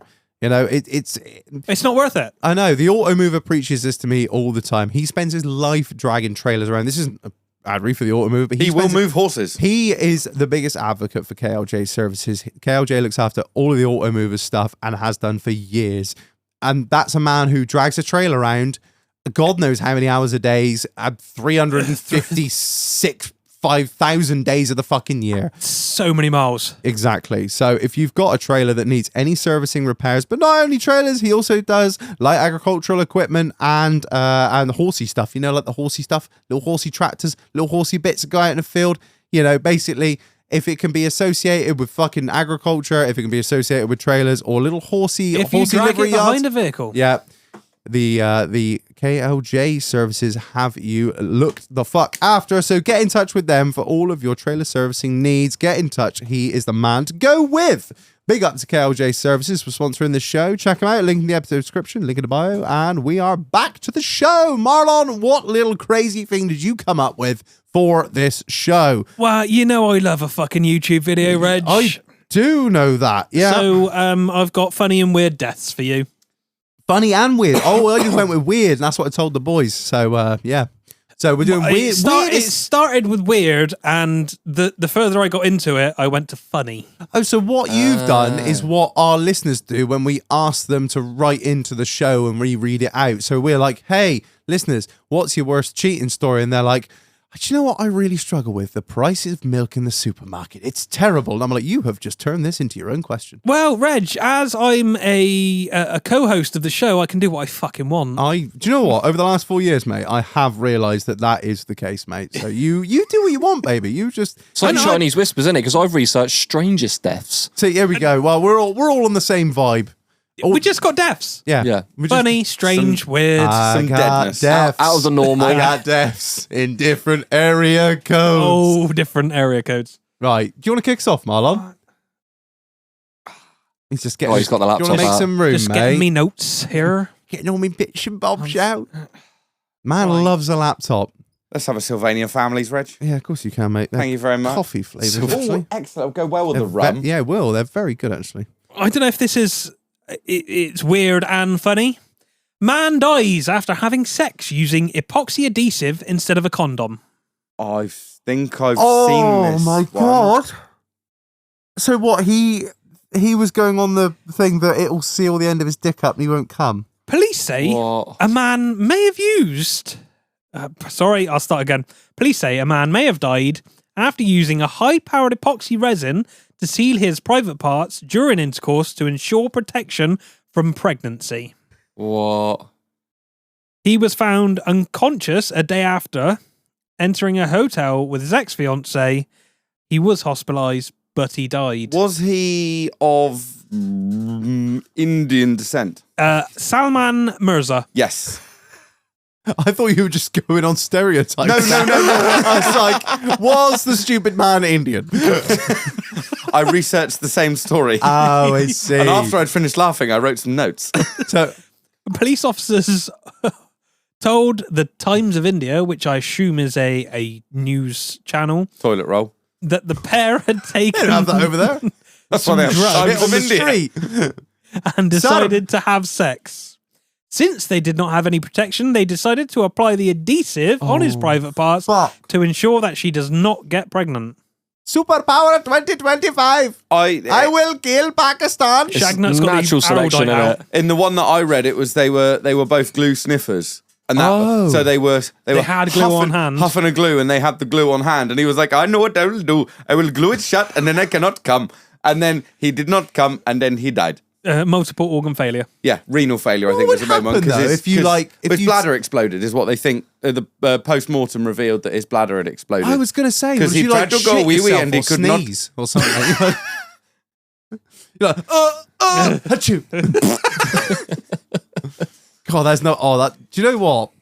Like, you know when you like try and piss and you like kink your dick over, or like you try and get it out your. Not big enough. You know when you like try and get it out your jeans or whatever, and like you're pissing and it's not. You feel like you're pissing, but it's not coming out. It's because you've like kinked your fucking piss. Because it's running down your leg. Yeah, and you're like, that's like, it's a weird feeling. I just can't imagine the feeling of coming not being able to fucking nut. We nutted, it just wouldn't go anywhere. Oh, that's It'd be like lighting a fire and the chimney's got a cap on it. It's like when you're trying to fucking lift up too much shit and the pipes are fucking straining on the JCB and you're like, we're watching them fucking just go really fucking hard and they all move, they all expand like 0.02 inches. And you're but like, you see them expand. You're like, fucking hell, that's really reinforcing it's moving. If you let go of the naughty button, Reg, you wouldn't do that. See, he used glue on his penis. You've glued the naughty button down. There's a slight difference. Man, I love that naughty button.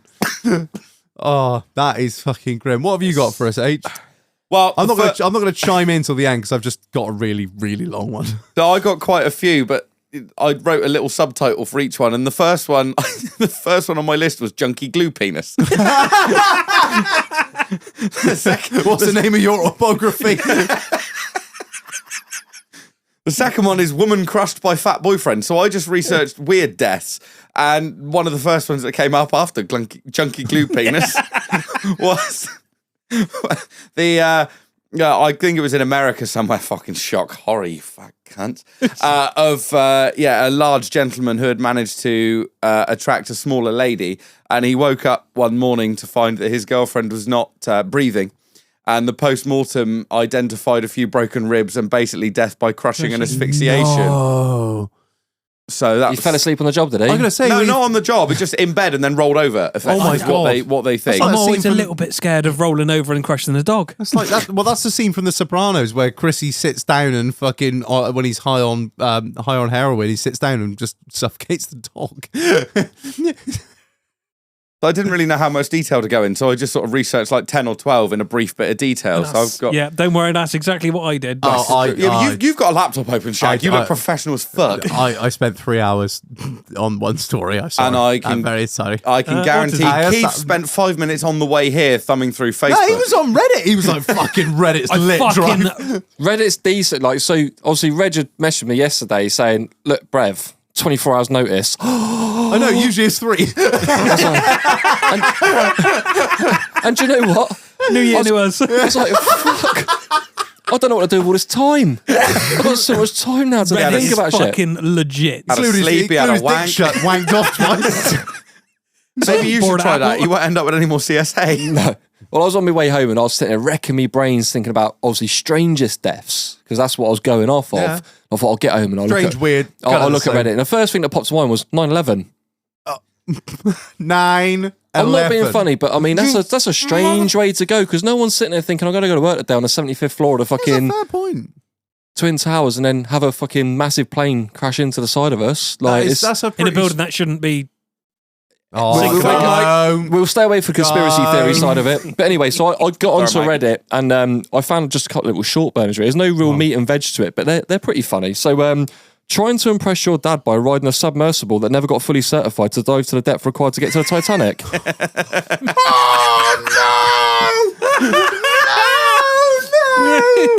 That's a strange way to die. That is a strange way to die. Pretty funny as well, but I'll leave that one there. Reg, come in with your one, mate. I've got a couple of short bonus for in a minute. I had a whole fucking bit planned, and I was going to come in with So, I'd like to talk about the 11th of September, expecting someone to go fucking batshit, and I spent half an hour trying to find a weird death that happened on the 11th of September. Weirdly enough, there's kind of, if you search September 11th weird death. Yeah, you get a lot of 9/11 before you get anything else. But I did manage to find one website that listed weird celebrities that had died on 9/11. Go on. And the only one I could find that was relatively interesting on a really small scale was in 1978, Janet Parker, an English medical photographer, was the last person to die from smallpox at the age of 40. That was all I got. But I really wanted to come in with it for 9/11, and you've flown a plane into the side of that one, Keith.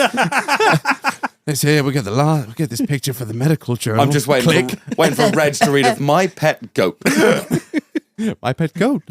Oh fuck! I'll tell you what. One of the. It's not really strange. It's just funny, and it's only funny because it involves Hitler. So, an Israeli tourist actually fell off of the mountain where the eagle's nest is situated. 6,000,001. The Oscar winning. Imagine that. Like, oy vey. Still getting them now. All I wanted was my gold. Und das heißt Erika. Bizarre death of a churchman. Churchman? A churchman? Is he like a pub man? A church organist was found dead at his Teesside home, naked inside a giant plastic bag. A giant plastic bag? Ian Kemp. You've been on the same fucking... Ian Kemp, 48, from Stockton, was found alone in his house, bound by his wrists and shins. Oh, I know what this is going to be. A vacuum cleaner was also connected to the bag. He's a church man. He likes weird shit. He likes fucking, what do they call it? Asphyxie porn or whatever. Autoerotic asphyxiation. Kind of, yeah. But they call it like asphyxie porn or something, where basically they put themselves in a plastic bag and they just vacuum all the air out until they're nearly dead. I've spent a long time on the internet, boys. It's believed Mr. Kemp died after the machine had sucked all the air out of the bag. The inquest heard that no suspicious circumstances... Brev, you got to be armed with a scalpel if you're getting in that bag. Like, you can't... No, you can't. It would suck the fucking air out your lungs, wouldn't it, really, if you think about it? Probably would. Well, the police reported that earlier in the day... they'd had lots of 999 calls about a really loud vacuum cleaner, but because it wasn't during unsociable hours, they couldn't do nothing about it. Just left it running. If it were a shark, it would have packed in after 5 minutes. But it was a SIBO, and it was going to fucking war. I'll suck the shit out of you, bitch. With this song in the background. Detective Inspectable Turnbull added, there was a roll of parcel tape nearby. That was the only thing you had to add to the investigation. Parcel tape there. Yeah, write that down. Toxicology tests showed Mr. Kemp had not taken any drugs or alcohol. Was he naked? He was naked. He was naked. It was clear that he placed himself in the bag by himself, using the chains and bindings on his legs. Oh, God. The vacuum cleaner sucked the air out of the bag. What we as a gender will... As a gender. His life away. What we as a gender will do to come is just unbelievable sometimes. I mean, that's something I've never even thought. No. I've never looked at a bin bag of Hoover and a roll of duct tape and gone, do you know what? I'm going to have a good time tonight. I mean, I'm down. Fuck it. I'm down for anything. Don't tempt us. I'm going to go and tell Dole to put the Henry on charge. He was a self-taught amateur, but one of the best church organists I've ever heard. Spent his life fluent, but died sucking. I mean, that is fucking weird. That is fucking weird. That is brutal. Oh, I feel really bad because your guys' ones are really funny. Mine's just really long and sad. I know how you guys both love America. Oh, yes, we do. The land of the free and the home of the brave. Mm-hmm. So how would you like to know about the woman who was killed by a falling Denny's sign? Oh, my God. You two have been on the same fucking website. I was only on YouTube. I didn't choose this one, but I did see I can't watch anything else while I'm not driving on a 45-minute break, obviously. 78-year-old fucking, I can't remember her name, she's dead. She got in her daughter's car in the back seat. Her daughter was driving. They went to pick up the old woman's husband from a nearby hospital where he'd had heart surgery. On the way back, winds were getting a bit blowy and a bit strong, launched a hurricane warning and all that sort of shit that happens in America. they stopped at a fast food, so I don't know what you call it, where there's a selection of different... Like an outlet kind of thing. Yeah, there were a lot of different choices of drive-thrus available. Sort of thing, yeah. No strippers. And they decided on a Denny's. They parked in the Denny's. They were waiting to sort of, just sitting there for a minute, seeing if the weather would die down for them to get out of the car and go and order their Denny's. And then the sign that was... They're huge. They are enormous, the signs. It was £2,300. Oh, my God. No, £2,600 because it was 1.3 tons. I was like, why does that sign need to weigh that much? America! What was Fuck it? yeah! It's like 50, 60 foot in the air. Yeah, they are... And then it wasn't. And then because it was on the roof of their think about it, because everything is dead straight over there. He who hath the tallest sign will be acquiring the most custom. Yeah. You'll say it. Kyle. So yeah, we're sitting in the car that they parked underneath the sign, and then a particularly strong gust of wind came and blew their house down. It sounds... And then it fell on the car, and the two people in the... ironically, the daughter in the front, she was absolutely fine. Husband in the front had a few injuries. The sign, basically the point of the sign, you know what Denny's sign shape looks like? It's like a the point. Like this. Yeah, it's literally like that. The bottom point came down over the back seating area, hit the woman straight in the head. She was out like a light. And her husband, who they just picked up, having survived open heart surgery at 80-something years old, died 3 days later of his injuries in the hospital as well. Shit. And they didn't even get the Denny's. It just sounds like a B. It sounds like a good thing. It sounds like one of those little scenes in a B-rate movie, doesn't it? Yeah. Where they're just like, this wind isn't that bad. We had it worse in Kansas. Why does the sign weigh over a ton?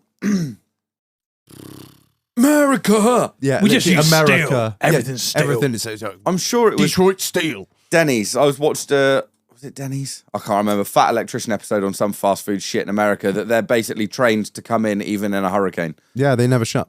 No, is it Denny's? Never shut. It's either that or IHOP, one or the other. It's Waffle House. I'm going on completely the wrong fucking tangent. It's Waffle House. Yeah, they're trained to go in even during Type 5 hurricane. They are. Shit. Yeah, it's true. And if the ones that are local to the hurricane don't come in because they're dealing with the hurricane, there'll be a relief team at a nearby thing of Waffle House that will then drive across state to go to that Waffle House to make sure the motherfucking Waffle House stays open. Shag, it ain't worth it. Your waffles ain't that good. Fucking bald eagle screeches in the background. I've never been to any of these places. I'm just sitting here listening to you two talking about America America and Amex like they're common. Original and I'm like, Pancake House fucks, man. Original Pancake House is the shit. I wasn't sold on IHOP. Denny's was a fucking dive. It looked like fucking hated the Denny's. signs were wobbly. Denny's, like, if you go into a Denny's, it's like walking back into a 90s Little Chef. No joke. Shag, I'm going to America. That's fucking awful. Fucking love a Little Chef. Little thief. Fucking love a thief. Fat Charlie. Oh, right. Have you got any more for us, Keith? Well, following on from things falling on people. Here we go.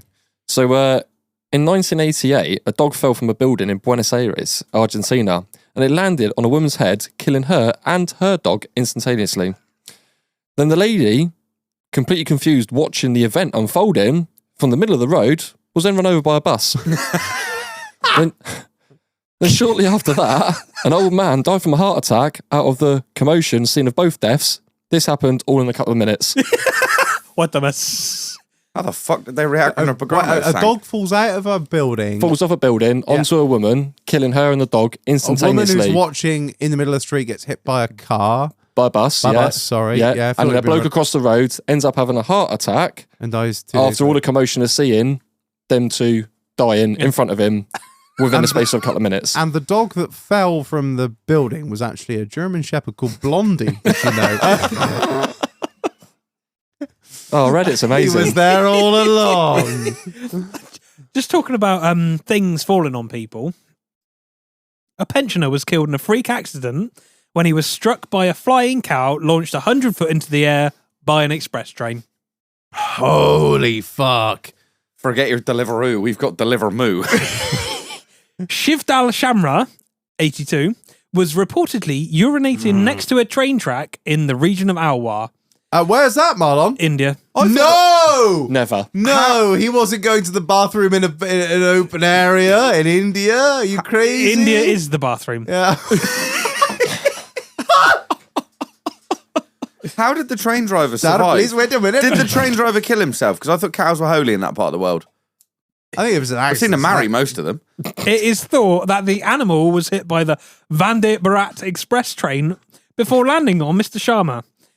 Another man in the area narrowly escaped being caught by the flying animal carcass. But 80 people on the top died.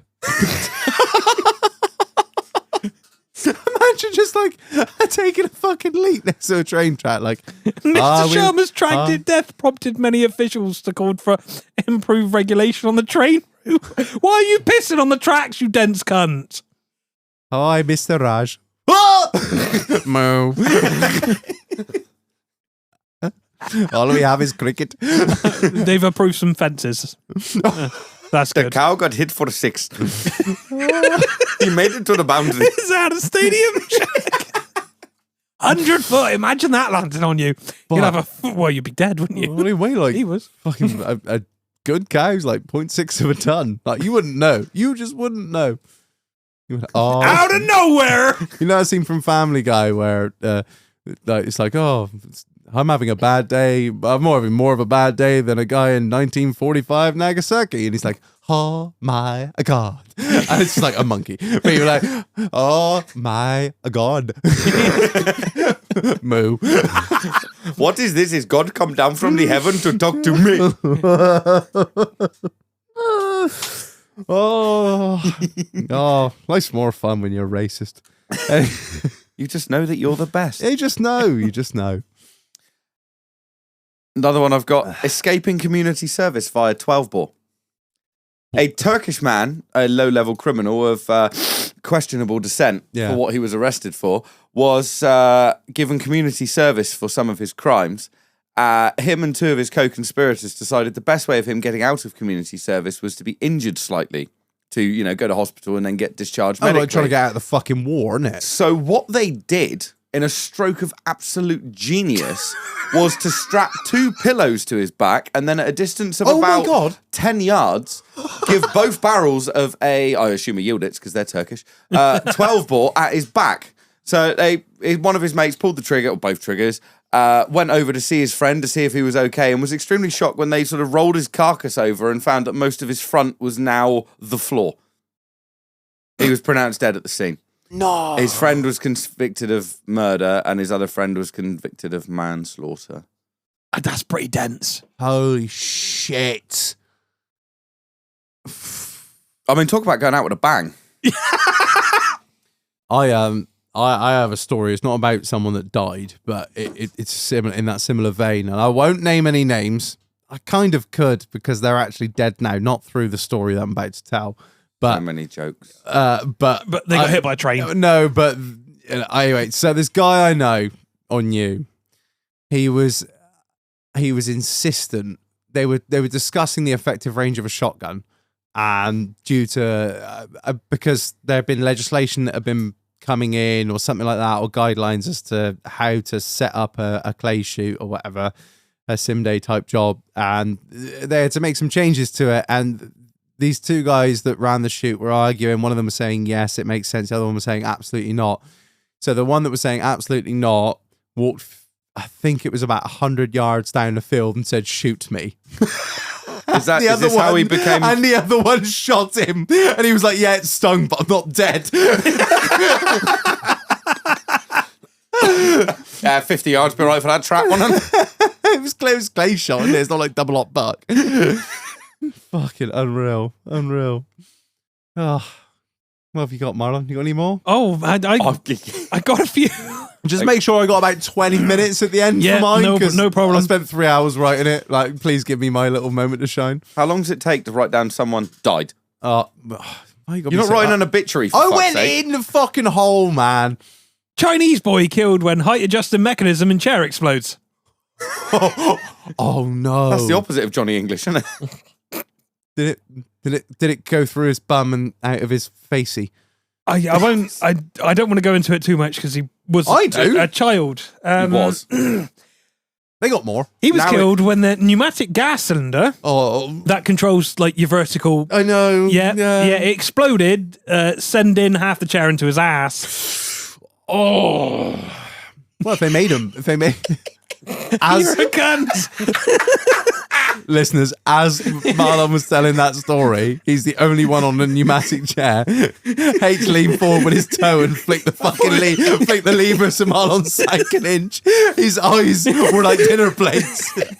I was like, I'm cursed now. My time has come. My time has come. What a fucking mess that must. Jesus Christ.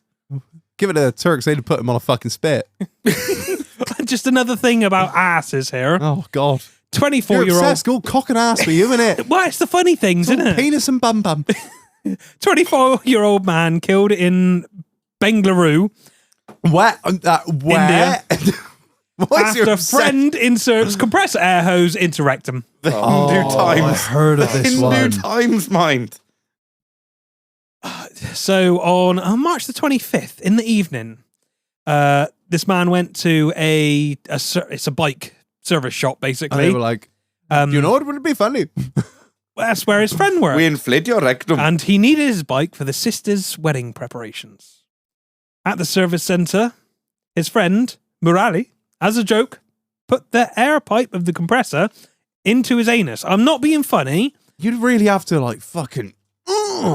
You gotta Why get did he let him put the... Well, I think he probably drove it up there. Me feel so strongly that my exit hole should always remain my exit hole and never become the entry hole. Do you know I'll what? put it to you that you sucked off I've got a feeling this has probably been This has probably been written by somebody who has no idea about a workshop. Do you know what I think it is? He's just chasing him with the air hose and he didn't actually put it... Or can he have the blower I- on the end? No, I think it is like a compressed air hose. You could shove that up somebody's ass. Yeah, I mean, the moment someone turns it on, you go, fuck, and you'll be gone. What do you think would do that in a very, very, very short amount of time that would give you a lot of air in your asshole? Speed cheater. Yeah, that's what I think it would be. You imagine if someone's bent over, you just whip their trousers down, shove that between their cheeks, and open that valve. That would fucking kill you. His intestine exploded. Yeah, Speed cheater. that is 100% a bead cheater. What the mess? I mean, why do people have no common sense? I've got a quick one that sort of follows on from the no common sense. I haven't written any notes about it, but I read it earlier. I'm really and enjoying your autism tonight, H, because you've literally just watched some YouTube videos and are reciting them like word for word, whereas I took 3 hours to write my fucking paragraphs. fuck all else to do while driving a lorry. I mean, there's lots of attention other to things. the road. Yeah, well, it happens outside, doesn't it? It's like watching the telly. Cars go past you, it hits stuff, it goes bang, you carry on. All stories. I'm just watching this 105-inch screen all day. It's well easy. No, with Driving some simulator. playing Euro Truck while driving an actual truck. It's great. It's like double driving. You just got to remember to put the right card on brake at the right time, otherwise shit hits the fan. Oh shit, I've been banned from Xbox Live. No, you've just killed 12 people. DVSA were not impressed. No, I was watching some stupid deaf shit that wasn't horrible histories. Some Polish farmers were a group of, young farmers like in this country, but they all spoke in a funny accent and washed cars at the weekends. Were, comparing who was the toughest and who was the bravest and the strongest. And they started out their night of vodka-fueled rage by hitting each other on the head with frozen turnips. Oh, I fucking heard this story. And then one of them got a chainsaw, and what made me think about it was nothing. One of them Not got a chainsaw on the floor. No, not that at all. Not in any way, shape, or form. Is there a chainsaw ticking over down there, and we're going to go to sleep in a minute? That's just Frank sleeping. He got a chainsaw and cut the tip of his foot off. And with that, the protagonist in our story said, "You think this is good? Watch this!" And redlined the chainsaw and cut off his own head. Honestly, them boys are. How did he think that was ever going to end any differently? But to he what was it the did? manliest of all his friends. He was named as King Bliat from that day forward, Marlon. He was king of Three the stripe. When he was king of the three stripe and the sunflower seeds. When you complete the car wash battle, he is the final boss. It's just a head. The rest of him's decomposing on the floor, but the head is I'm very brave. He's skibbity hand wash. He's best at he is the number one window. Yes. He's number one window licker in the business. What the Dad? Good night. I can't imagine anyone who looks at that and thinks that. I've had a lot of vodka in my time, but I've never thought that was a good idea. I've done some done shit drunk, but I've never been like, haha, you know what I'll do is I'll just slice my carotid artery because I'm the king. It'd be fine, won't it? Never looked at a shotgun and gone, do you know what? Kurt Cobain was fucking onto something there. Jesus. It's only a 20 bore as well, bitch. Goddamn puff. What about you, Keith? You got any more? Talking to stupid people, so I've got a couple. I'll go with this one first. So there's a woman named Jennifer who died of water intoxication whilst she's trying to win a Wii. I know this one! Go on. What the fuck? So a radio station held a contest called Hold Your Wii for a Wii, as in the Nintendo Wii console, where you had to drink as much water as you could possibly do without going to the loo. She drank nearly 2 gallons of water and ended up dying. And then the radio station ended up paying out the parent company ended up paying to her family 16 million quid in damages. Fuck me! To be fair, it is like, even me as an idiot knows if you hold your Wii for too long, like if you cement your dick shut and stuff needs to come out, it's going to come out inside of you. You can't die. That's what the fuck, seriously. And it's a Wii, it's a shit console as well. Yeah. I don't understand how you Back can when hold it for so long. Because, like, you know, driving and that, you can't just stop for a wee whenever To you be want one. fair, You think, like the radio station as well, thinking like you Put in got that- They were live, weren't they, on air? yeah, you got to think like the audience. Okay, there's some pretty dumb cunts out there, isn't there? And they will do fucking anything. Like, but didn't they? Absolutely. If my You've met our listeners, right? Yeah. Don't right, hold the Wii. everybody, pause this now. No, go for a no, wee, no. and then come back and listen to the rest. Do not hold it until the end of the show. We are not liable. You're an idiot. Yeah, It's your don't lack test of common sense. Please don't Did test you the effective range of see a that, clay load. It was an April Fool's joke by a radio station, FLUX or something. Yes. And somebody we will give you $250,000 if you have their radio station tattooed on your forehead. And somebody did. The next for picture in that fuck's article was a video of them standing in court, and Shagnutz is standing there with like FLUX on his forehead. Like, well, I thought they were serious. I didn't know it was an April Fool's joke, and I'm suing for $250,000. I bet he got paid out. Yeah, He did, He yeah. won. Fucking right, Absolutely he did. won. Yeah. I think they awarded him like $500,000. Well, didn't he get? They give him the prize and about half, like they give him the $250,000 Prize, medical fees, and then and $500,000 compensation. damages as well. He's like, yeah, nearly $1 million richer for it. I just went and got laser surgery for like $1,000. He probably set did that for- as well. Set for life until he smoked all this crack and died in 3 years. Do you see the what? Obviously, it's not related to dying, but on the tattoo thing was when they did a competition for a Mini. Like when BMW first took over Mini, they had a competition for someone could win a Mini for the stupidest place that they could get Mini tattooed on their body, and some bloke tattooed it on his John Thomas, and he won. Bro, Obviously, the early 2000s were so wild. Paul Walker died. It was great. Jesus, Mark. That's That like, was not the early that 2000s. is like talking about the fall of Rhodesia around Marlon. Okay, just careful, love- sensitive, still very raw. Love him. And But the crisp. Carrera GT well, he's not was raw. He's very 2004. crispy. Actually, well done. I find. But He'll be in bits tomorrow. staring off into the distance. It's been a long day without you, my friend. Bro, even I watched that fucking that film where he drives off, and I was like, damn, that is sad. Oh, that's sad. here's an interesting one for you though. Yeah. Right. So Jack Daniel, the founder of the famous Tennessee whiskey distillery, died of blood poisoning due to a toe injury he received after kicking his safe in anger when he couldn't remember the combination code. Yeah, well, man, I've had infected toenails, man. That shit hurts, but fucking hell. it The was- Wild West was fucking bad. It's like, oh no, I've tripped over and scuffed my knee. Well, it's been fine knowing you, John. It was It's just a cough. it was a year or two before he kicked the safe, breaking his toe, And then he kicked a bucket. which eventually led. Well, because that's what they say when this was at a time prior to the discovery of antibiotics. So the infection was very common cause of death back then. But obviously it wasn't the infection, it was obviously how he got it that made it quite interesting. Don't kick your safe, people. Don't kick anything, because if you break a toe, like you might die. Has anyone got any more before I lead into my Oh, I got I've got- one more. 4-hour-long rendition? Frank Hayes. Go on. No, Nobody knows this No. one. You've all been looking at each other every time somebody says something, going, I got that one. Frank Hayes, right? He was a jockey and a horse trainer. Do you know what? When you said Frank, I was like, just gotta be horses. So he'd never won a race before, but he'd entered this horse called Sweet Kiss into a race. I think it was in New York somewhere, but he was from Ireland. No.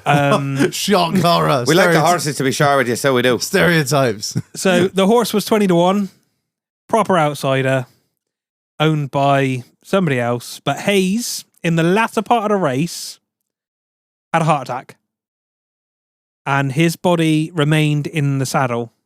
So he fucking won. That horse went on to win the race. So because he stayed in the fucking saddle, he won. Yep. Fuck! The only known jockey to have won a race after death. He's posthumously won. They came to congratulate him after the race. And obviously he was non-responsive. And they did like a little autopsy and he had a heart attack. Shit. That second fence was a bugger mind.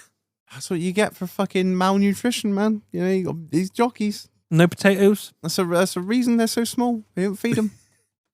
If you look like you're going to make a good jockey from a boy, they're like, don't give him no potatoes. He needs to be a small man. No potatoes, friend. You've got another Frankie Dettori on our hands here. Oh shit, we've lost the potatoes. Where have we buried them, Reg? Johnny, put that kebab down. You're meant to be a classman in Jockey Mouse, so you are. Oh dear. Come on, Reg, let's have it. Do you want me to do my couple more first? Go on, get a couple more in. I mean, there was a man who choked on cockroaches. It was a cockroach eating contest. Some part in South America. Of course, there was a cockroach eating contest. He would have won because he'd eaten by far and away the most, but he choked on one because they were still alive when he were eating them. Oh! He asphyxiated was his official cause of death. There was a hiker that was trapped in a chimney of a house that he tried to get in when it was cold, and he went down the chimney head first because the door was locked, couldn't get out, and it was about 2 years before he was found. Oh! I remember that one. There was He's a crispy boy. Woman who died in a wall. That was quite a funny one. So, woman who lived alone, fairly reclusive lifestyle. She had a couple of cats and what have you. And when I first heard the start of the story, I was like, she definitely got eaten by her cats. And then there was a distinct left turn in the story. Was, she died, but no one knew where she went. So the bank foreclosed on her house, like rented the house out. After 2 years after she'd originally gone missing, the new people moved in, rented the house, and then they were like, oh, hell, we don't like this bathroom. We're going to rip out the bathroom, put a new bathroom in. They ripped out the bathroom and found a decomposing corpse in between the wall and the cavity, or in the cavity. So she'd gone up into the attic, stepped for a faulty floorboard, and just gone shing, straight down to the bottom. Couldn't move forward, backward, left, right. Fuck all. Literally, the cavity was the size of her, and then there she stayed. There was the man who, I just got it written down here, man who burned in bread. That was in England at some point back in the fucking 80s or something. No, it might have been 90s actually. Worked for a fairly big bakery that went bust shortly afterwards. One of their ovens had gone wrong. It was like a 75-foot job on a conveyor. So bread goes in as non-bread and then comes out as actual bread. Bread to come in, toast to come out. Yeah, that's the The one. door to the bread, man. And the company had said, we don't really want to wait 14 hours to get a mechanic out and completely disassemble it, make it right. It had literally come off shift and they gave it an hour to cool down with fans. Yeah, they thought it would be all right. I know how to cool this down faster. We'll put a fan on the floor next to it. And do you know that didn't do the job? So he went in and another engineer went in as well. And about a minute and a half in, they heard the people around heard some screams of, oh my God, get us out. It's too hot. And after that, the screams went silent. And they didn't even take the side panels off the conveyor system before the people went in there. So by the time that they got out, one of them, he had like 80% third-degree burns all over his body. By the time they got the other one out, the actual engineer... He come out 50-50. Shag, he come out to that... It's wholemeal. You know that level of toast when it comes out the toaster and you think, I'm going to have to scrape a few layers off that before it's any off good. into the sink. I'm going to have to. Even the butter's not going to hide this. He come out like that. Because they then discovered afterwards that the oven was still over 100 degrees after the 2 hours that they left it off. And the manufacturer's cooling period was 14 hours. Oh my God. So they turned it off at 9, he went in at 11, and they realised it shouldn't have actually been cool until 11 that night. So he was 12 hours early to go in there. But they were too tight. they were too tight and thought, we'll save a bit of money here. We'll offer them both a bonus to go in a bit early. And they had some heat-proof sort of suits and that'd be all right, wouldn't it? And the last one I've got is... I've just got it written down as railway bridge selfie fall shocking death. Woman in Russia went to take a selfie on a railway bridge. Must have been Russian. It's still my friend. She went to take a selfie on top of a railway bridge to get like the perfect photo, and she fell off the side of the bridge. And she would have survived.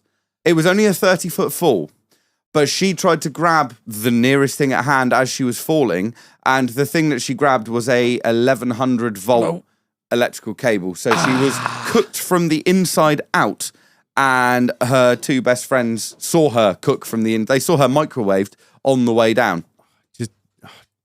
There is nothing. There's nothing I love more trains. than watching a fucking Indian guy on the top of a train grabbing a fucking high voltage thing. He don't have to be Indian. I don't care. I just the scaffold people moving that tower, and then all three of them just go. There's one that survived on that, wasn't there? Was there actually? Yeah, I one didn't of know them that. survived. Yeah, and then he got electrocuted again. No. Yeah, as he was pulling away. Yeah, Fucking Shocking. shocking. Oh, you cunts. Go on then, Reg. Hit us with your essay. Oh, right. So, Essay. hold tight, boys. Right, this one is called. 3 hours I took on this last night because I didn't know what we were doing, how hard we were going in the paint. I really hope you've condensed I was going it. to do 3, and then I had the other 2 on the back burner, and I started on this one, and I just got in the details. And, You do what you do, but you I get do it. all I the get into it. details. This one's called the Magic Bullet, right? So Trey Cooley was a 14-year-old All-American kid. Played basketball, cello in the school orchestra. Played basketball, and he played the cello. He didn't play basketball in While the fucking, playing the cello. Yeah, Man's he was bad skills. Only Chinese can do that. he was white, dude. He was a devoted Boy Scout. September the 21st, 91, his father Butch was judging a shooting match at the Dallas Pistol and Revolver Club. His dad woke him up and offered him to come along or have a sleep in. Trey decided to attend. He actually volunteered to run results from the judges to the official scorers. So as they're shooting, he's taking the Slips. That's it, from the judges over to the scorers so they can keep track of how they're doing throughout the day. In his breaks between running scores, he sat in the back of an indoor air rifle range. Suddenly, Trey slumps in his chair with blood pouring from his temple. He's rushed to the local hospital, and 6 hours later, Trey passed away. He had been seated in the designated safety area. So how had he been shot? Was it accidental? Was it deliberate? His father Butch, a crime scene investigator, and a detective were all determined to find out. During the post-mortem, a bullet was removed from Trey's skull. It was a small caliber bullet in near perfect condition, barely deformed.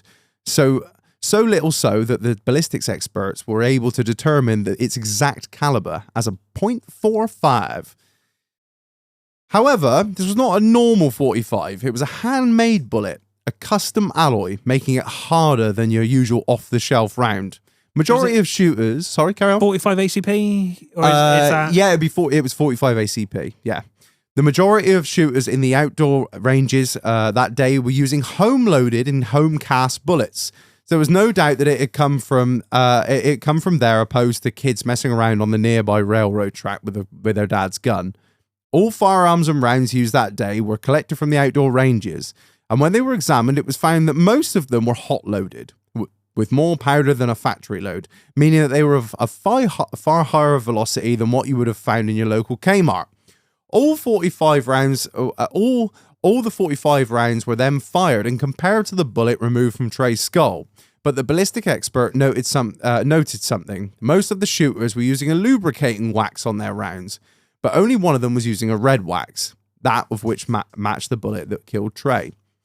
A competitor named Dan Smith was using these bullets on the day of the competition, shooting on the outdoor range behind the indoor airgun range.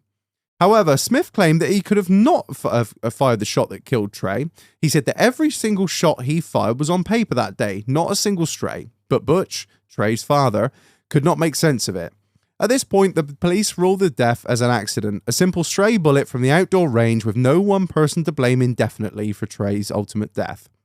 The outdoor range was laid out with a 12-foot berm behind the targets, catching bullets after they'd gone through the paper to stop overshoot into the indoor range. Above the targets were thick planks of wood called baffles to catch high rounds. A third of the way down the range were more baffles placed at the same height, again at the firing line called the eyebrow line. So they've got so you've got this. You got berm. So end of the range is berm. 12-foot berm. Above the paper target, you've got baffles that are placed high, 12 foot up in the air. Above the paper targets. And then there's another set of baffles, wood planks, third of the way down. And then you've got at the shooting line called the eyebrow line. So like as you're pointing the gun down the range, directly above your gun is a set of baffles. So the whole idea is that there's no way a bullet... You can't penetrate that. Can go that fucking far. Right, that's the idea. However... Butch Cooley was not convinced and wanted to know exactly how this had happened. He hired an attorney, Mike Schmidt, and put together a crack team of investigators to get to the bottom of how this could have come to be. Upon investigation, it was found that the cladding of the airgun range directly behind the outdoor range was riddled with bullet holes from all angles. Now it was the task of working out which of one of these had ended Trey's life. It was found that there was bullet holes inside the building, one through a plasterboard strip put in place to protect a light fixture, and one in the storage room that was inside the building nearest the gun range. So if you imagine it, building, room, sort of bit of the building closest to the outdoor range is a storage shed, and then from that point onwards is indoor rifle range. So you've got outdoor range, building, bit near part of the building nearest the outdoor range is storage shed, and the next partition from there on is the indoor air rifle range. Right? You with me? There was also a gouge in the ceiling tile, 7 inches long. At this point, the team used lasers to trace the path of the bullet backwards from the point at which Trey was sitting to the plasterboard, to the ceiling tile, to the back wall of the indoor range, through the exterior wall of the storage room. It seemed impossible. The bullet would have had to avoid 3 sets of baffles, a berm, penetrated 2 walls, bounced off a ceiling tile without penetrating the ceiling tile, and then changed trajectory 10 degrees into Trey's temple. And then still be in perfect condition. Yeah. In perfect condition. Even though the bullet led back to the position of Dan Smith, at which Dan Smith had been shooting, it would have had to have been fired from 10 yards in front of the firing line, not the position of the firing line. At this point, another investigator specializing in gun range design and safety was brought in to assess the case. He determined that it was the worst range he had ever and has ever seen. The berm separating the indoor and outdoor ranges was below the minimum height. It should have been 20 feet, not 12 feet. The baffles should have been made of concrete or metal. The wooden baffles themselves had shrunk over the years, meaning that there were visible gaps in between them, large enough for a bullet to pass through. The investigator commented that the baffles served no purpose at all, and it may as well have not been there. He also noted that the bullet holes in the exterior wall of the indoor range had been plugged, meaning that the range operators were aware that bullets were getting out of the outdoor range. This doesn't answer the question of how the bullet originated 10 yards from in front of the firing line. During the competition day, shooters had to fire from several distances. At the firing line of 25 yards, moving forward beyond the firing line to 20 yards, and finally 15 yards. 10 yards in front of the firing line. At this distance, shooters are in front of the eyebrow line, the first set of protective baffles. Here, something becomes horrifically obvious. From this position, you could see the back of the airgun range, and if you can see it, you can shoot it. Yeah. The bullet path was under the baffles, over the berm, and into the building, missing the target high and left by 5 feet. He shouldn't have been in charge of a fucking air gun, let alone a fucking pistol. So this poses the question: how do you miss a target at 5 feet high at 15 yards? The secret lied. Hot loaded. The secret lied in the firearm itself. The gun had been modified. Being that it was used for competition shooting, the trigger mechanism had been lightened, meaning that it took less force to pull the trigger and by which keeping your aim steadier. However, it had been lightened so much that the potential to do something known as doubling had occurred. He didn't even realise. So he pulled... After firing and videotaping hundreds of .45 caliber shots, they determined that this specific type of gun recoiled up and to the left. During the recoil, due to the reduced weight of the trigger, the gun had fired again. So you can imagine, if for those that don't know, you've done it before. I've watched you do it with a shotgun. Well, no, that was no, exactly. Whatever we want to call it. Double discharge. Yeah. So as the gun is coming Terrible up guns. under Ask Jack Bryant. He's done it with the trigger is so light and it's semi-automatic. As the gun is coming up under recoil, he's obviously just you tense, again, don't you? You just go. You tense to hold try and reduce the recoil and handle it. He's obviously, as he's tensed, he's pulled his trigger finger enough to have fired another shot, but it's been so fast that he didn't know and nobody noticed. It must have been like that. Oh, you think to the naked eye, a shot like that or a double discharge, it sounds like one shot, doesn't it? Oh yeah. You would have no idea. When you shot that Bettonzolli that I used to have, and you shot it twice, it was only because of the noise, the kick. Well, it was the amount of noise. It was like double. It was like firing both barrels. It's like, fuck me, that was loud. And it's because you've let off two within milliseconds of each other. So the events go as follows. Smith walks up to the 15-yard line with his modified .45 pistol, takes aim, squeezes the trigger, and in the fraction of a second fires another shot due to the recoil of the first shot. It happens so quickly that the shooter doesn't know it's left the gun. The bullet misses the target high and to the left, traveling upwards, passing underneath the last set of protective baffles just 3 inches over the berm. It's speeding at 1,200 feet per second. The bullet blasts through the aluminium siding, goes through the storage room, misses a broom and some pipes by less than an inch, then breaks through the second wall, entering the airgun range. The bullet then does something unbelievable. It strikes an ordinary ceiling tile, which are basically made from foam. Yeah. Nothing. And for some unknown reason, it doesn't blast through the ceiling. Instead, it skids along the tile for 7 inches before changing direction, making a 10-degree turn downwards, and slows to about 900 feet per second, penetrates a plasterboard wall, and enters Trey Cooley's head. And that is how Trey Cooley died. Does make you wonder, though, doesn't it? Why do they put an air rifle range at the bottom of a live pistol range? Because in this country, you wouldn't fucking do that. No one's going to go, right, well, we're going to have a live pistols here, and then at the end of where the spicy boys is going, we're going to have the boys with the air guns. You put them behind them, wouldn't you? Why would you... Well, this is exactly it. This is the stupid Americans. This brings into something that I only learned about a couple of years ago. It's the entire series of events kind of follows what's known as the Swiss cheese model. Have you ever heard of this? Full of holes?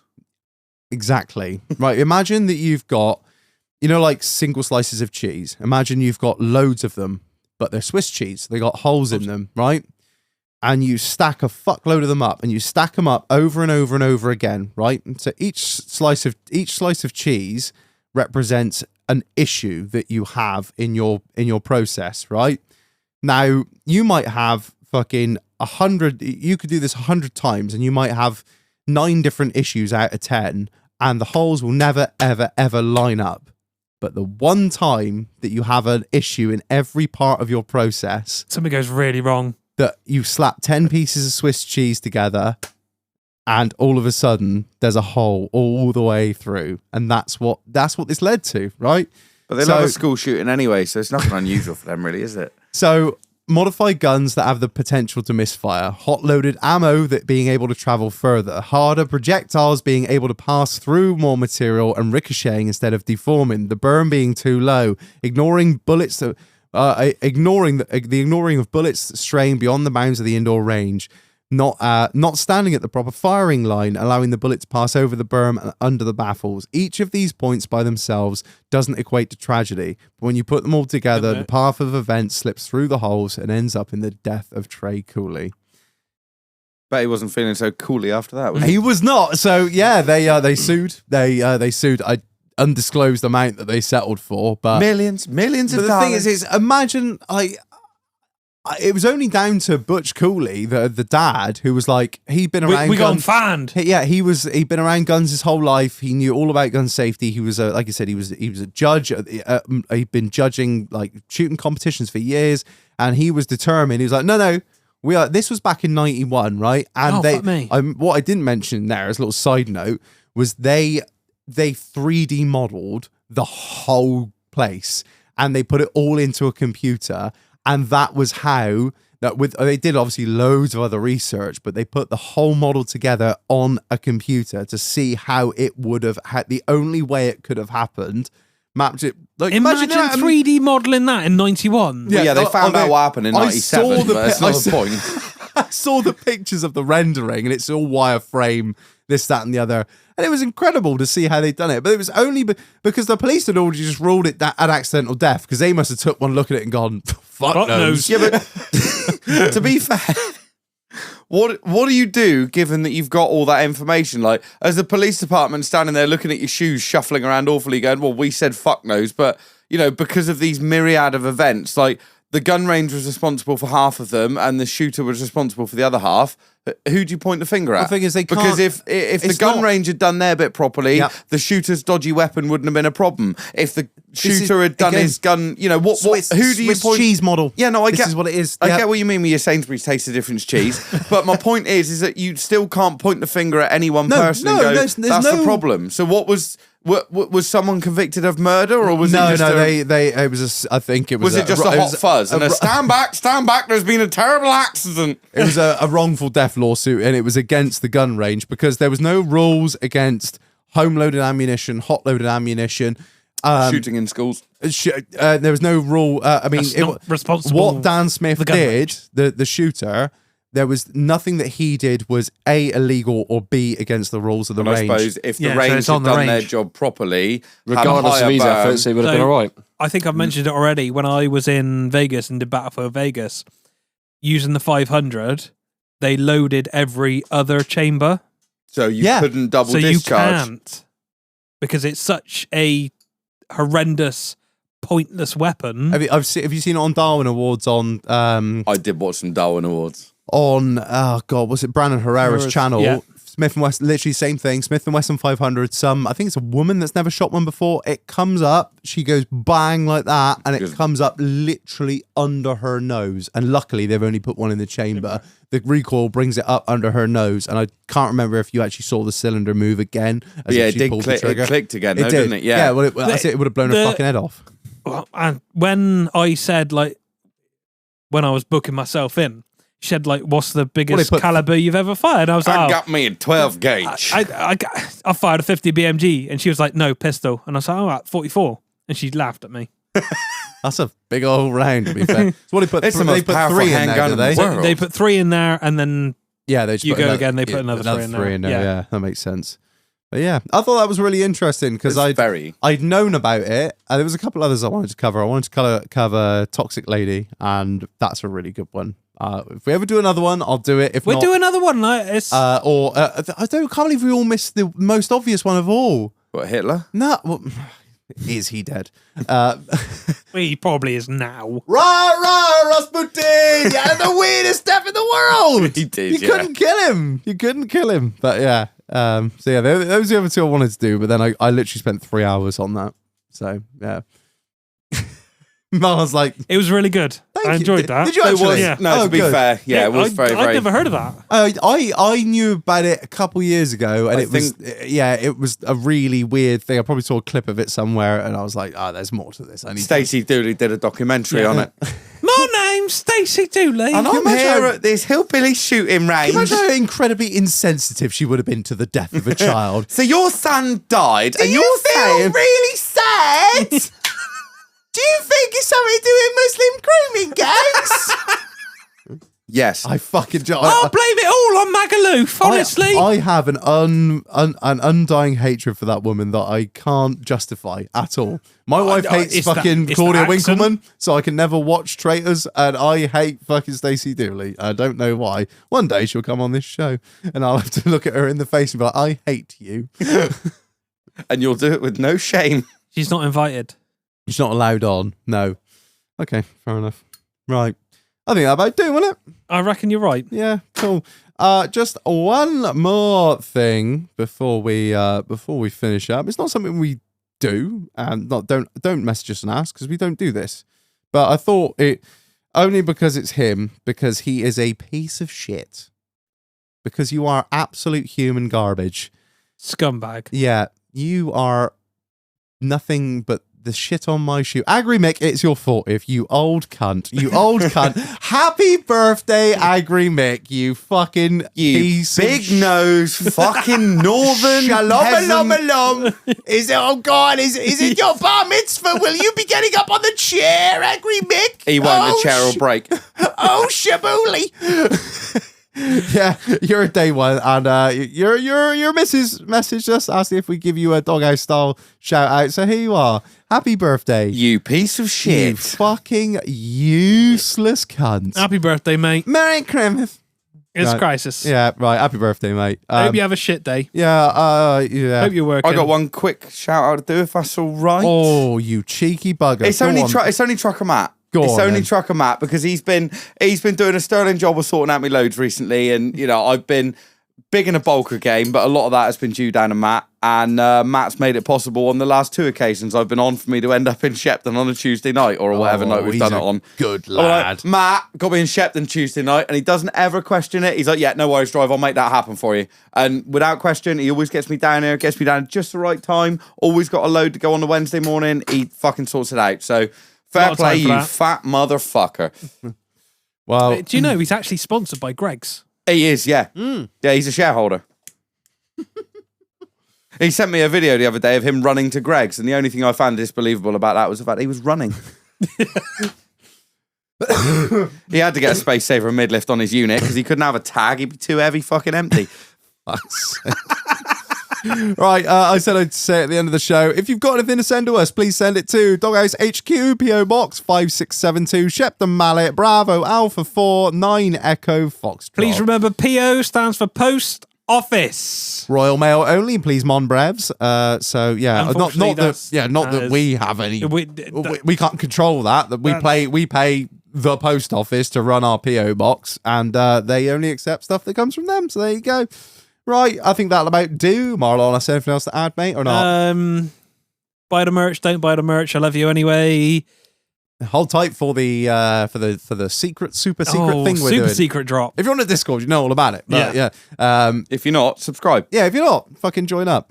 Anyway, that'll about do. Thank you everyone for listening. I have been Reg. I've been Marlonus. I've been H. And I've been Keith. Right, and that's the end. Aww. Until next week. Yay!